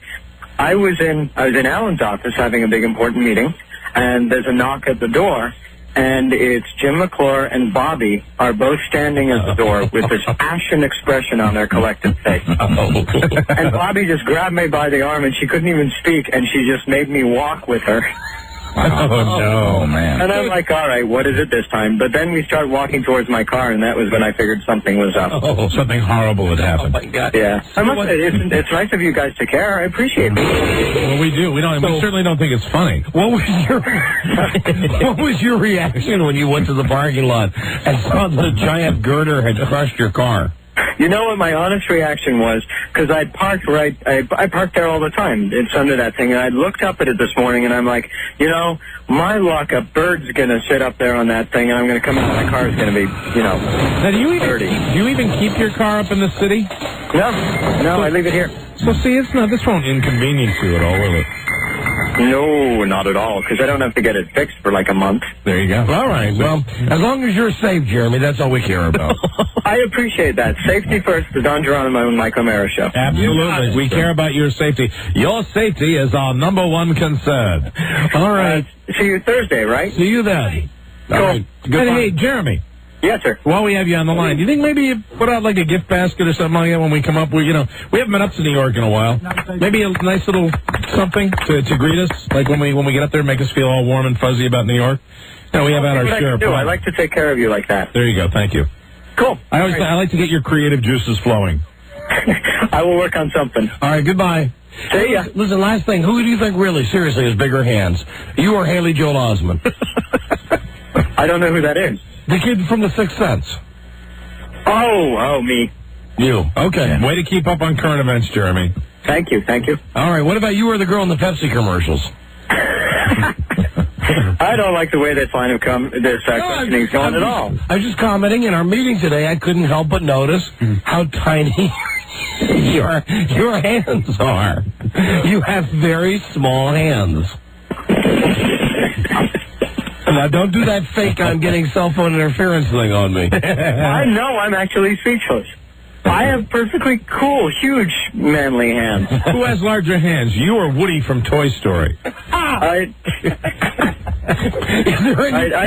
got to go. My whiplash is kicking in. Is there any truth to the rumor that you are the third Olsen twin? See you Thursday. All right, see you then. Bye, Jeremy. Bye-bye. Bye-bye. Bye-bye. There he is, Jeremy Coleman. His automobile crushed by a girder today here at the station. Wow. Seems to be quite chipper. Yeah. Well, he doesn't use his car up in New York. Of course not. He rides around on those horse carriages. We will be right back. Number 1, Arbitron Radio, the Don and Mike Show. And that night was my son's birthday party. My wife invites the priest. He's always at the house. Hey, Tony. I don't. You like prim and glaze? Hey, you bless it, I'll eat it. She's not coming. Who? Grandma just called. Started crying and hung up. She needs a purpose in life. So your mother is tougher than you think. So what, no f***ing Dee Dee now? Hey! We're here with AJ, Robert Eiler, who did the greatest thing last year by saying, well, you got to say it for me. Oh, come on. I did it once. That's it. Oh, come on, one more. No, because then next year you'll want another one. Absolutely. And another one. I don't have it in me. Gotta say it. I can say something else is f***ing it. I like that. How about you never listen to the f***ing Don and Mike show? You never listen to the f***ing Don and Mike show. But you could listen to him on f***ing NEW every night. You can listen to the f***ing NEW every night. Thanks so much for your time. All right, thank you. From the makers of Crouching Speedwack, Hidden Broyhill, it's the Don and Mike Show. Right. That's our Captain Kangaroo right there. Right. Tomorrow on the show, Charlie Stossel paying off his bet. Yes. He predicted that Tom Hanks would win the Oscar. Of course, Russell Crowe won the Oscar. Yes. Isn't this the second time you've given Charlie a pie? Yeah. And I think I had an email from him over the weekend. I think he thinks we bet $100 too. Yeah, I think there was. We can go back. We can check all that stuff. It could have been. Also, tomorrow, Barry Williams. Barry from The Sound of Music. And now that we're all caught up on our vacations and stuff. And I'm sitting here going, we got one break before the news. Right. We're not going to have time to do this Pray for Bob Hope's story justice. Bob Hope, who's fading fast and has been for the last 20 years. We're not going to have time to do justice to George Bush's Nazi ties. Fascinated by that story. We'll have to do that on tomorrow's episode. We definitely don't have time today to get into the actual script of the day the clown cried. Yeah, Jerry Lewis's attempt to do a comedy about a concentration camp. Yeah, we got to do that tomorrow. I do think, though, I do have time to get into this. It's the article from Radio and Records, the Disc Jockey magazine. Oh, good. Yeah, this is fresh off. We had crap practice last night, so I'm going to listen to you very carefully as you read this story. Let me point out that for those of you who don't know, for years, Mike and I have goofed on disc jockeys, especially this one disc jockey, Jack Diamond. Yes. Disc jockeys who have bands. Right. Now, say to Mike's credit, yes, that this is just a band that, up to this point, right, you've said you've gotten together for fun and you're going to play at your golf club, and that's about it. Yeah, no, we've got tremendous expectations now. We're going to hit the road before the end of the summer. Good. Okay, well, so go ahead. So lay it all on me. I want to get that out. We've got high designs on crap. Crap is still crappy, but crap is going to be out there. When he was 8 years old, no. Jack Diamond took guitar lessons. But, as he recalls, the guitar was much too big, and I was much too small. Yeah, thank you. Such was the extent of his music background. That never changed, incidentally. Fast forward to 1991. We see WRQX Washington's Morning Talent at a station-sponsored picnic, where band members call him on stage to perform with them. I said I don't play or sing. And they said that was perfect. We'll unplug your guitar, recalls Diamond. The listeners were enthusiastic, and I figured this would be a good promotional vehicle for my morning show. Now, keep in mind, I'm reading this out of a trade sheet, okay? So This is an inside radio publication. Sure. The experience led him to join the band and stay with them for several years. Yeah, man. Coincidentally, the group is called Diamond Alley, but they have nothing to do with me. Welcome to the alley. They're truly great performers. In 1996, Jack Diamond and Diamond Alley lead guitarist Jim Steed left the band. With Diamond's wife, Lisa, and several other members, they formed what rhythm guitarist singer Diamond calls an honest-to-God band. The band is called The Jack Diamond. That is the name of the band? The Jack Diamond. The Jack Diamond. The Jack Diamond. Oh, my God. You know, for those of you doing the Jack Diamond personal life timeline here. Yes. 1996, it says, with Diamond's wife, Lisa, and several other members, they formed this new band. Well, isn't that about the time he dumped his wife? No, in 1996. No, he was still with his wife. Yeah, he just dumped his wife last year. That's right. So, you know, if they want to be accurate on R&R, they should write that in 1996, this girl wasn't his wife. Right. This girl was just the girl in the band who eventually he would leave his wife and kids for. In 1996, now that I have my facts straight, he was married to another woman. Yes, Pam. Yes, sir, yes, Pam, Don. Okay, so here we go. It's an honest-to-God band called the Jack Diamond. It's not a novelty band, he says. We play cover versions of the songs Mix plays, as well as quite a number of original songs. Lisa has a great voice, and we kick ass whenever we do anything by Sheryl Crow, Melissa Etheridge, or Alanis Morissette. While he has an affinity for classic rock, Diamond says, we do justice to Matchbox 20, Third Eye Blind, and Vertical Horizon. Think of the promotional value of having your morning personality on stage playing your station's music and bantering with the crowd about station events. It's an amazingly powerful tool. I think the only powerful tool is Jack Diamond, to be honest. He's a very powerful tool. Candidly rating himself as a musician, Diamond says, it's a damned good thing I play with a band. I'm okay with what I do, but I don't consider myself to be a musician of the quality we play on Mix. However, isn't that nice of him? What modesty he's got there. However, if you have the passion, it's pretty easy to pick it up. Oh, yeah. Yeah, so if you got the passion, it's pretty easy to be Matchbox 20. Yeah, absolutely. Yes, I'm not of their caliber, not the recording artists that I play on my radio station. Okay, now we're going to get to the good part. All right. There was a time when the trio became, in Diamond's words, too popular. They played every Thursday from 6 to 9 p.m. But he says, that wasn't terribly intrusive on the morning show because Lisa and I live less than 1/2 mile from the venue. I'd like to point out, it's not here. I'm pretty sure the venue is like an Applebee's or something like that. Yeah, that's the only venues you can get. Now, Trust me. All right, now here's when you get to the out-and-out lying. Okay. This was supposed to be a 4-week engagement, but it wound up lasting 2 years. Our band played every Friday and Saturday night. We've played in front of 40,000 people. And we've is this where he's talking about the concert? Yes. We've opened for for people like Elton John and the Moody Blues. Lie.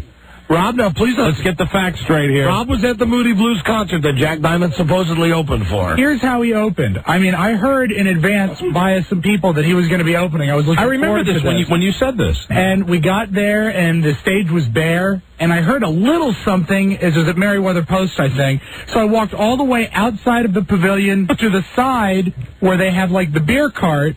And there was like maybe a 12 by 15 foot platform, and his band is up there, and that's him opening for the Moody Blues. And according to my stepfather, who was a professional musician, Jack's guitar may or may not have been plugged in. I would say if you're performing at a beer tent outside the arena, that doesn't count as opening. No, you're lying, and you can't. You know, you shouldn't be allowed to lie about stuff like that. And he lied on the air about it when he said they were opening. That's BS. He was lucky enough to get this set up next to the beer cart. Hey, I'd like some verification on this. Played in front of 40,000 people. What is that? Is that total over the last aggregate 4 years? Yes, I mean, really, at Applebee's, a concert. What would be, the total there? 40,000. Well, at Meriwether, that's only like I think 10,000. But he wants to make it sound like he's been on stage in front of 40,000. You know who gets 40,000 people? You too, when they play RFK. Right. Exactly. That's who gets 40,000. He wants to sound like he's done a stadium gig. Okay, now here we go. The article continues. Though the band is able to rotate 60 to 70 songs, Diamond says, we never became a wedding band because we don't like that kind of music. Just like the radio station, we take requests, but we don't play them. We go over new songs once a week for 2 to 3 hours. Once you have 3 sets and add a 4th, you just add a few more songs. The more you play out, the less time you practice.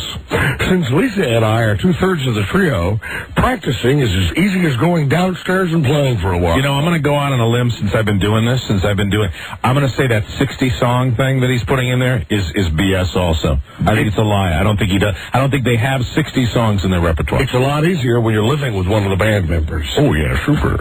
These days, the group plays about once a week. My rule is that it has to be on a weekend or a major summer concert, says the morning talent. Wait, so he won't play now unless it's like a big event? My rule is it has to be on a weekend or for a major summer concert, says the morning talent, who is also open for Paul Simon and Bob Dylan. He's lying! Yeah, I like some documentation on that. Come on! Jesus Christ. What a liar. Jesus Christ. Let me see. Hold on a second. But that isn't Diamond's biggest jewel. That distinction came last December when he and Lisa entertained with John Bon Jovi and Stevie Wonder at a party following Al Gore's concession speech. It was a tremendous thrill. So embarrassing. It was a tremendous thrill for Lisa and me to sing twist and shout answer vocals with John Bon Jovi. Okay, you know what that means? That means he was probably one of about 50 people. And he was, I'll make you wanna, and everybody else, shout! Come on, say it now, shout! Exactly. Say it now, yeah, probably about 1 million people up on stage. When the opportunity presents itself, you go for it. The crowd erupted when the vice president entered the room. As Diamond recalls, just minutes earlier, the man had conceded the presidency of the United States. I was stunned when the first public words out of his mouth were, ladies and gentlemen, let's hear it for Jack Diamond. Oh, God, no. He is such a liar. He is complete. Doesn't this make you want to quit your band? Not in 1 million years. Oh, my God. You don't want me to quit either, do you? Oh, no. Hey, how you doing? How would you have any material? Hey, to make fun of me for 10 years doing that. We're having too much fun. It's an honest-to-God band. It's called The Jack Diamond. Yeah, we got an honest-goodness band, too. It's called Crap. We do justice to Matchbox 20, Third Eye Blind, Vertical Horizon. We barely limped through 2 songs that we've got in our chart. We've played in front of 40,000 people. We've played in my basement. We've opened for people like Elton John of the Booty Blues. Last night we performed in front of Mary O'Mara, 81 years old. We all said, hi, Mom. We are able to rotate 60 to 70 songs. We are desperately trying to get 14 on our playlist. Hold on, we got a girl who says she works at a place where Jack Diamond's band Good. plays. I'd like to, because one of the things really, though, that doing this, I am having fun doing this, and it is the most fun I've had. I think it's my midlife crisis.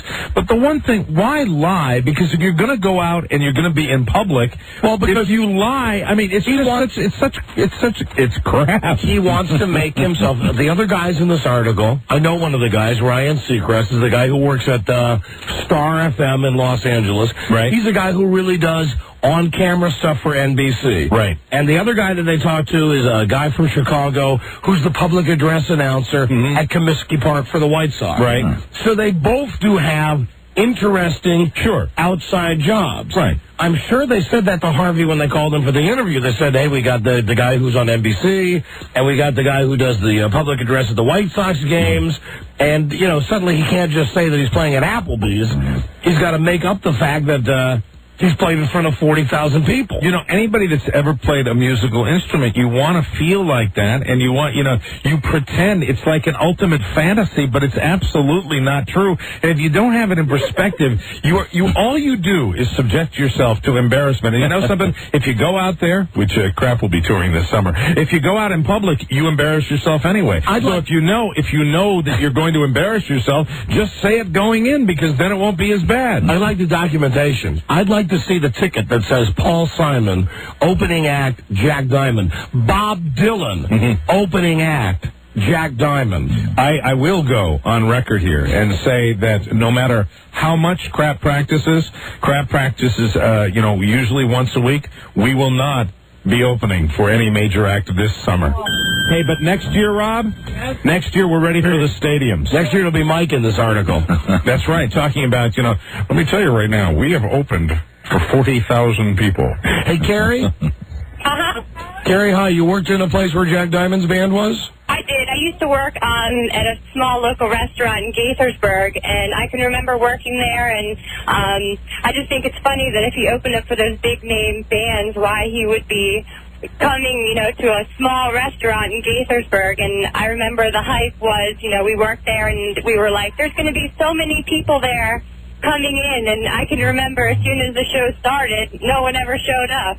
What was the name of the place you worked at? It was O'Donnell's Restaurant in the Kentlands in Gaithersburg. Oh, in the Kentlands in Gaithersburg. And how many people does that place hold? Well, they have an outside balcony set up in the spring and summertime for bands to come and play. It can probably maybe hold like 50 people seating on the outside, but I don't even think that the place was full. 50 people. 50 people. Listen, let me tell you something. You add enough of those 50 people up, and it will equal 40,000. All right. Thank you. Thank you for the call. No problem. Bye-bye. My goal for Crap is not to perform in front of 40,000 people. My goal for Crap is to someday perform in front of people and have them leave saying, we almost recognize that song. Hello. Hello, this is Jennifer. Oops, we lost her. Hello, Don and Mike show. Hello. Hello. Is this Don? Yeah, Don and Mike. Hey, my name is Bob, and I just wanted to give you some insight on Jack Diamond and the band. I think we've got the insight that the guy is a lying MFer. Oh, yeah, that's absolutely correct. But I tell you, it goes a little further than that. They do unplug his guitar once in a while. That's funny. Well, they do. And the band kind of has a little nickname for when him and Bert were together. Yeah. They were called Jack Neoff and Squirt. Very good. Thank you, my friend. Hello, Don and Mike show. Hey, Don and Mike. Hi there. Hey, back in September, the band that I'm with played on that same stage that Jack Diamond did, that's to the left, the Meriwether Post Pavilion. You mean out by we were there before Def Leppard played. Out by the there beer? was no way that there was over 40,000 people there. And Def Leppard was a lot bigger band than the Moody Blues. Hold on. So you were playing out by where? Out by the beer tents? Yeah, where the beer tent is. It's called the Levi's stage. You're like what you are is the local entertainment for people milling around before the opening act, if there is an opening act. Before the main act. You're giving him too much credit. I've seen stages like this, and they have one at the Nissan Pavilion. This was not a stage. This was a platform. Right. You could go around back of this platform. Yeah, it's like a little kiosk thing without the top on. Yeah, right? not even sides or a roof, just a platform. Let me ask you, in like your a box. in your band, would you ever brag that you opened for Def Leppard? Well, I got to admit that we put it down on our website as we did open for Def Leppard, but that's so bad, in actuality, no, we didn't, because we actually caught the flow of people that were coming in from the side gate, and they were actually stopping to watch us before the main band, before the opening band for Def Leppard. But you weren't really on the real stage, though, right? Oh, hell no. All right, thank you, my friend. But he's closer to being an opening act because he had a real stage. Hello. Not a box. Don and Mike show. Hello. Hello. Hey. Hi. Yeah, I was actually at that Dylan Simon show, and it was the same deal where he's playing over at the beer tent, and actually one dude walked by and, like, threw a buck up on stage, like, you know. Well, which concert was this at? The Paul Simon Bob Dylan concert that he said he opened for. Oh, so it's both of them together? Yeah.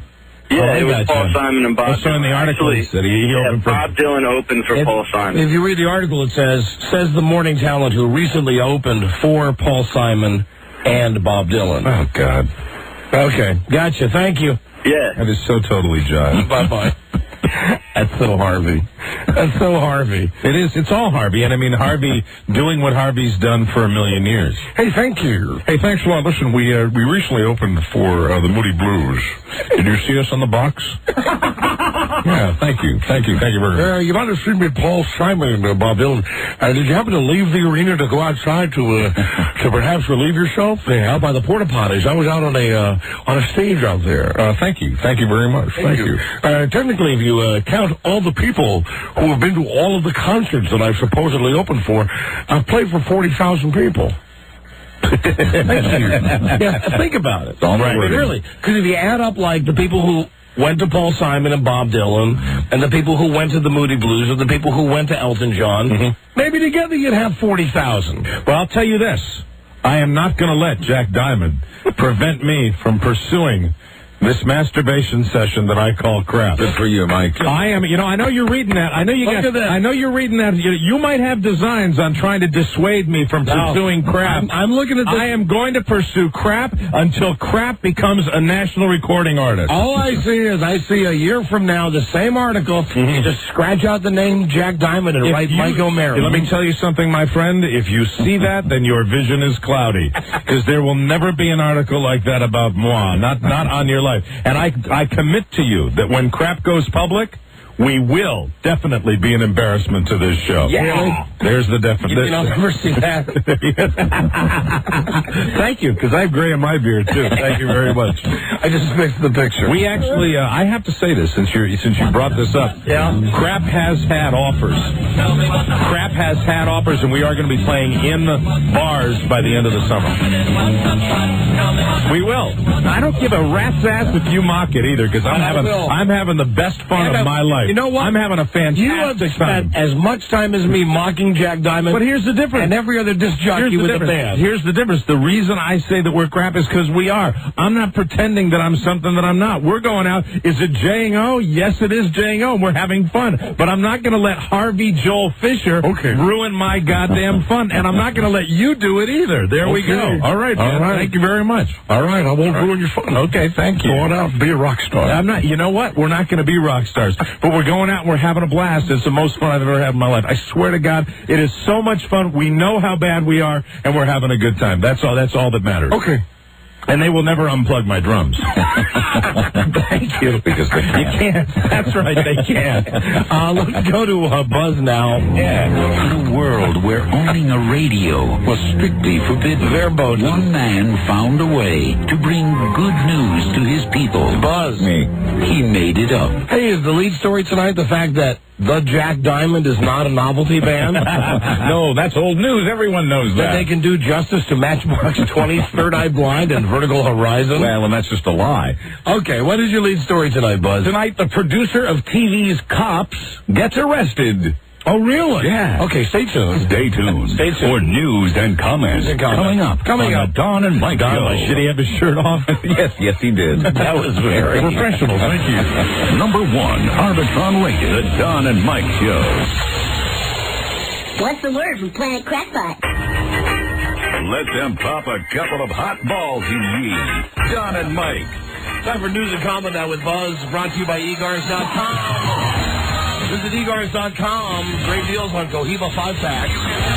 5 super premium cigars and a free cigar cutter for as little as $24.95. Order online or call 877-81 Egars. Hello, Buzz. Hi, Don and Mike. Well, the producer of the TV show Cops has had a run-in with the law. Murray Jordan was arrested on drunken driving charges in Atlanta last night. Oh, Murray. He was there to meet with the police to set up the filming of an episode of that show in Atlanta. Police say Jordan was stopped after he made an illegal left turn. They say he told officers he'd had 4 glasses of wine with dinner. Get your hands off me. You think they taped it for the show? No, I don't think he had his camera with him at the time. That's funny. A police spokesman says plans for the upcoming episode in Atlanta have not necessarily been scuttled by Jordan's arrest. The executive producer of Cops says that if Jordan made a mistake, he's going to have to be subject to the same laws all of us are, whether he's associated with the show or not. If Cops is coming to Atlanta, someone better warn Rudy. That's all I'm saying. Buzz, hold on a second. I got a newsmaker on the phone. Let me see if it's really a newsmaker. Hello? Hey. Are you really calling from Tokyo? I am. Wow. I listened to your, you had mentioned before you went on break that there was someone downloading your show on Napster, and you know what? That's what I have to do. I'm from the D.C. area, so I used to listen to you guys all the time when I was back home, but now I live in Tokyo, so I'm reduced to this. I love this, though. My brother told me a couple of weeks ago, and he lives in an area where he can't hear our show. Right. That he has gone to Napster. He lives in an area where they don't have running water. And there's somebody out there, God bless him, I wish I knew the guy who's doing this, who is downloading the show every day. Right. And putting it on Napster. And I mentioned it, and I got a call from someone at CBS. They were upset that I was promoting this, and I was happy about it, and I said, I am happy. I want our show to be on the Internet. Right, we want to be heard all around the world. Yeah, so, I mean, this is a great way, it's a great way around the stupid CBS rule that will not let us be on the Internet, that if you go to Napster, I don't know how long it takes to download. Sure. How long does it take to download one of our shows? About 3 hours. All right, so obviously you got to invest some time. But if you've got the time to turn your computer on and download, there's some guy out there, bless his heart, whoever the schmuck is, who's taking the time to record our show and then download it on Napster. But that is the greatest thing that I've heard in a long time. Sure. That's fantastic. The only way I get to listen to you guys. And how are things in Tokyo? Not bad, a little cold, but pretty good otherwise. Come in, Tokyo. All right, that's a private joke. Thank you. Domo arigato, Mr. Roboto. And there we go. He's gone. Hey, we can get hung up on even that far overseas. Right. Well, China says we will get our spy plane crew back soon. You will get your spy plane back soon. The U.S. Oh, you will get them back when we feel right giving them back to you. We will steal all the technology on your plane. Then we will give the plane back to you, a shell of its former self. We love the etch-a-sketch you have. We will hang a banner around your neck, and we will execute you. You must tell us, with the technology of the etch-a-sketch, when you shake it, all of the lines, they disappear. That is what we call magic here in China. We will not give you back your plane or your bed. We are also very interested with Invisible Dog.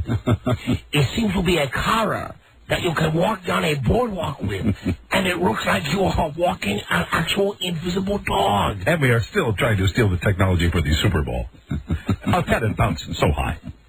We would like to see it bounce high in China. The U.S. is demanding the crew members' immediate release.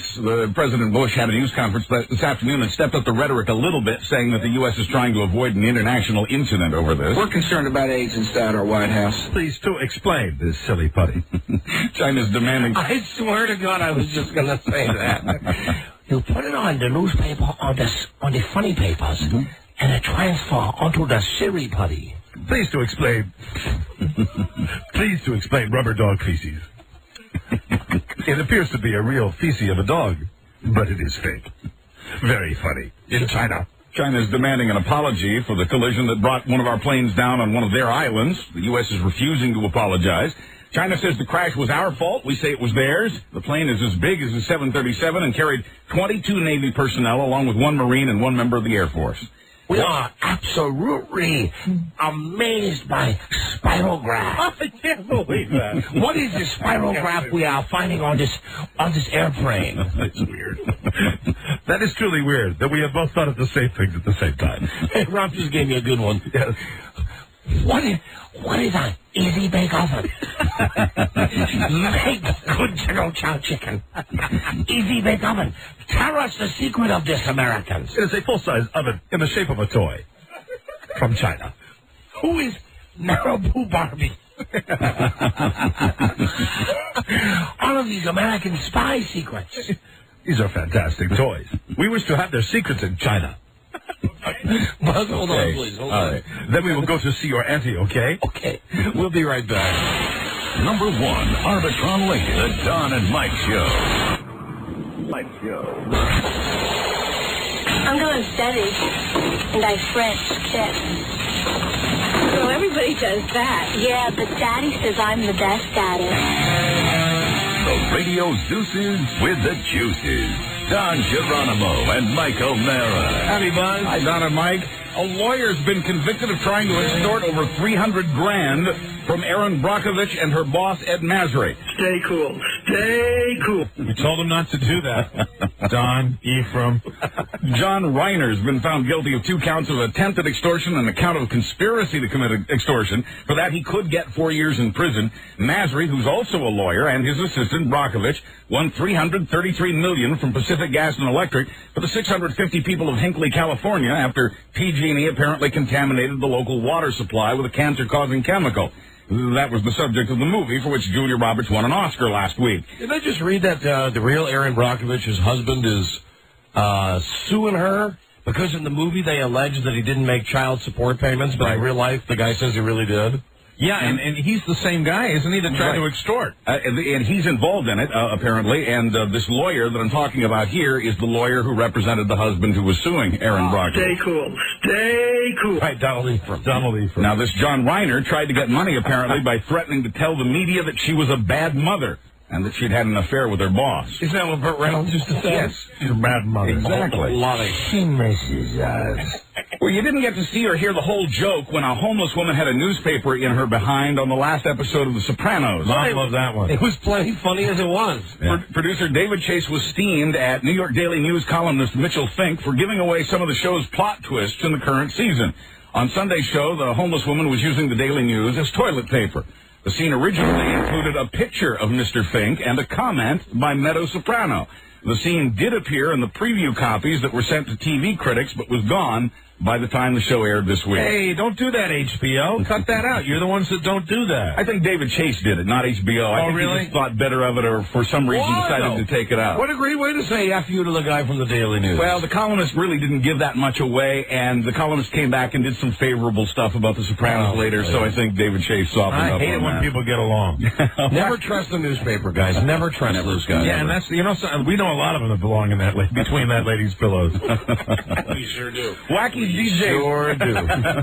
Wacky DJ stunt update. While we were on vacation, so was Bubba the Love Sponge at Tampa radio station WXTV. Was this the guy who killed a hog? He's the guy, real name Todd Clem, who allowed the killing of a live wild boar on his show back in February. Todd Clem. His vacation included a trip to jail, and he could be facing 5 years in prison on animal cruelty charges. Hey, I got something for you, man. Now, listen to this right now. This moment of love sponge. I want to tell you something. That if you watched Survivor the other night, you saw them kill a pig. I'm going to kill a wild boar right here in the studios, right here outside my Tampa Bay studio. Yeah, get this! More than 30 of his morning show advertisers have canceled their contracts to run spots on his show. The worldly possessions of the late Derek Thomas were carried away yesterday by fans, memorabilia collectors, and a few strange individuals. Money fans. The late Kansas City Chiefs linebacker died last year from injuries he'd gotten in a car wreck, and yesterday in Independence, Missouri, there was kind of a clearance sale. They bought autographed footballs and helmets. He was a collector of posters and pictures. They even bought his clothing, sweatpants and his blue jeans, even his pool sandals. Hey, how much those go for? I don't have the price on that, but stick with me. They bought his 4-poster bed, his alligator shoes, and his snakeskin belts. One guy paid $75 for his bedpan with Thomas's name on the side. Quoting the man, it was kind of a gag. I thought it was humorous. What's wrong with people? I don't know, but I'm going to love that bedpan. That's a great souvenir. Congratulations, Doc. You were laughing all the way home. I can never figure you out. There are the toe-tapping touchstones. If it leaks, put on those pool shoes.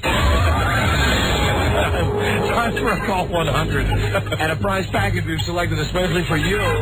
Phone number 877-365-3636. Number 1, Arbitron Lake, the Don and Mike Show. This is TV's Leah Remini. Jack Diamond is a horse's ass. Hi, this is pro wrestler Mankind. Jack Diamond is a horse's ass. Thank you. They like to kiss Puzzy. Don and Mike. Fuzzy Fuzzy was a bear. Hi, Buzzy. Hi, Don and Mike. In sports, Fuzzy likes Fuzzy. Fuzzy likes Fuzzy big time. free agent linebacker Jamie Sharper has signed a 5-year, $22 million contract that keeps him with the Super Bowl champion Baltimore Ravens. Sharper spoke with several other teams before deciding to stick with the club that drafted him in '97. All right. Might as well let him play out the season before sending him to jail. Prosecutors agree with lawyers for the NBA's Rod Strickland on that. The former Washington Wizards pleaded guilty to the DWI charge he's been facing since January when he was stopped on D.C.'s George Washington Parkway. Does anybody else in the working world get that kind of a break? I can't imagine. Rob does? Okay, all right. Very good. Besides the 10 days in jail, he faces 2 years probation and has to get substance abuse counseling. But since he now plays for Portland, lawyers on both sides have asked that the jail time be delayed until after the Trailblazers season has ended. Well, you know, they got a good chance to go all the way to the finals. Absolutely. I can't stand in the way of that. It's almost not news anymore when former Yankee Darryl Strawberry gets arrested, but this time he did it during the filming of a documentary on his drug problems. He was busted again yesterday after checking himself into a hospital in Tampa. He'd gone missing for about 4 days. He now says he was on a cocaine binge at the time. Police went after him for skipping his court-ordered drug rehab program. The HBO cameraman who got Darryl's comments after the arrest says the former slugger hopes that everyone can understand how awful it is to be a drug addict. Wow. The Washington Redskins say they're good for HBO, though. Yeah, great for them. Did they ever figure out where this kidnapping stuff came from? I mean, where he was, you read about that, yeah, right? And no, he was not kidnapped. He needed drugs. Did he call the kidnapping thing? Is that what he did? I don't know how that got started. See, I'm wondering whether, the call was Darryl going, "Hello, Mrs. Cleaver. We need $50,000 or we're going to kill Darryl Strawberry in Orlando." It's working great, dude. Because that's what I thought as soon as I read that. He says he was depressed over his colon cancer treatment, and he just decided, I need drugs. Hello? This is not Darryl Strawberry. This is the man who has Darryl Strawberry. I sound very much like Stedman Graham, Oprah's boyfriend. We'll send the check for $50,000 right along. Only cash, please. Absolutely, cash and small bills. Darryl's very upset here at Walt Disney World in Orlando, where we have him kidnapped. Mr. Strawberry, you're under arrest. Small bills rolled up into tubes. The Washington Redskins say they're willing to trade their first-round draft pick to try to get more picks later in the draft. And finally... shrewd. Shrewd, Marty. Now, when you say a story like the Washington Redskins say, would that be Schottenheimer? Yeah. All right. Shrewd he is. You might want to keep a towel on the next time you're in a sauna. You never know who has the camera and where they may have it hidden. In Germany, a man has been banned from his local sauna because he'd been taking videos of his fellow sweat hogs. The 37-year-old Frankfurt man had a tiny video camera and a transmitter inside a shower gel bottle he carried with him everywhere. Oh, here's the man. What a horrible thing to say. This is Colonel Flink. The signal went to a receiver and a video recorder inside his gym bag just outside the sauna. Elaborate. Police say he told them he was using the videos for artistic purposes. Bob Crane enjoyed the Hollywood nightlife and soon found new ways to blend his Playboy lifestyle with his passion for cameras.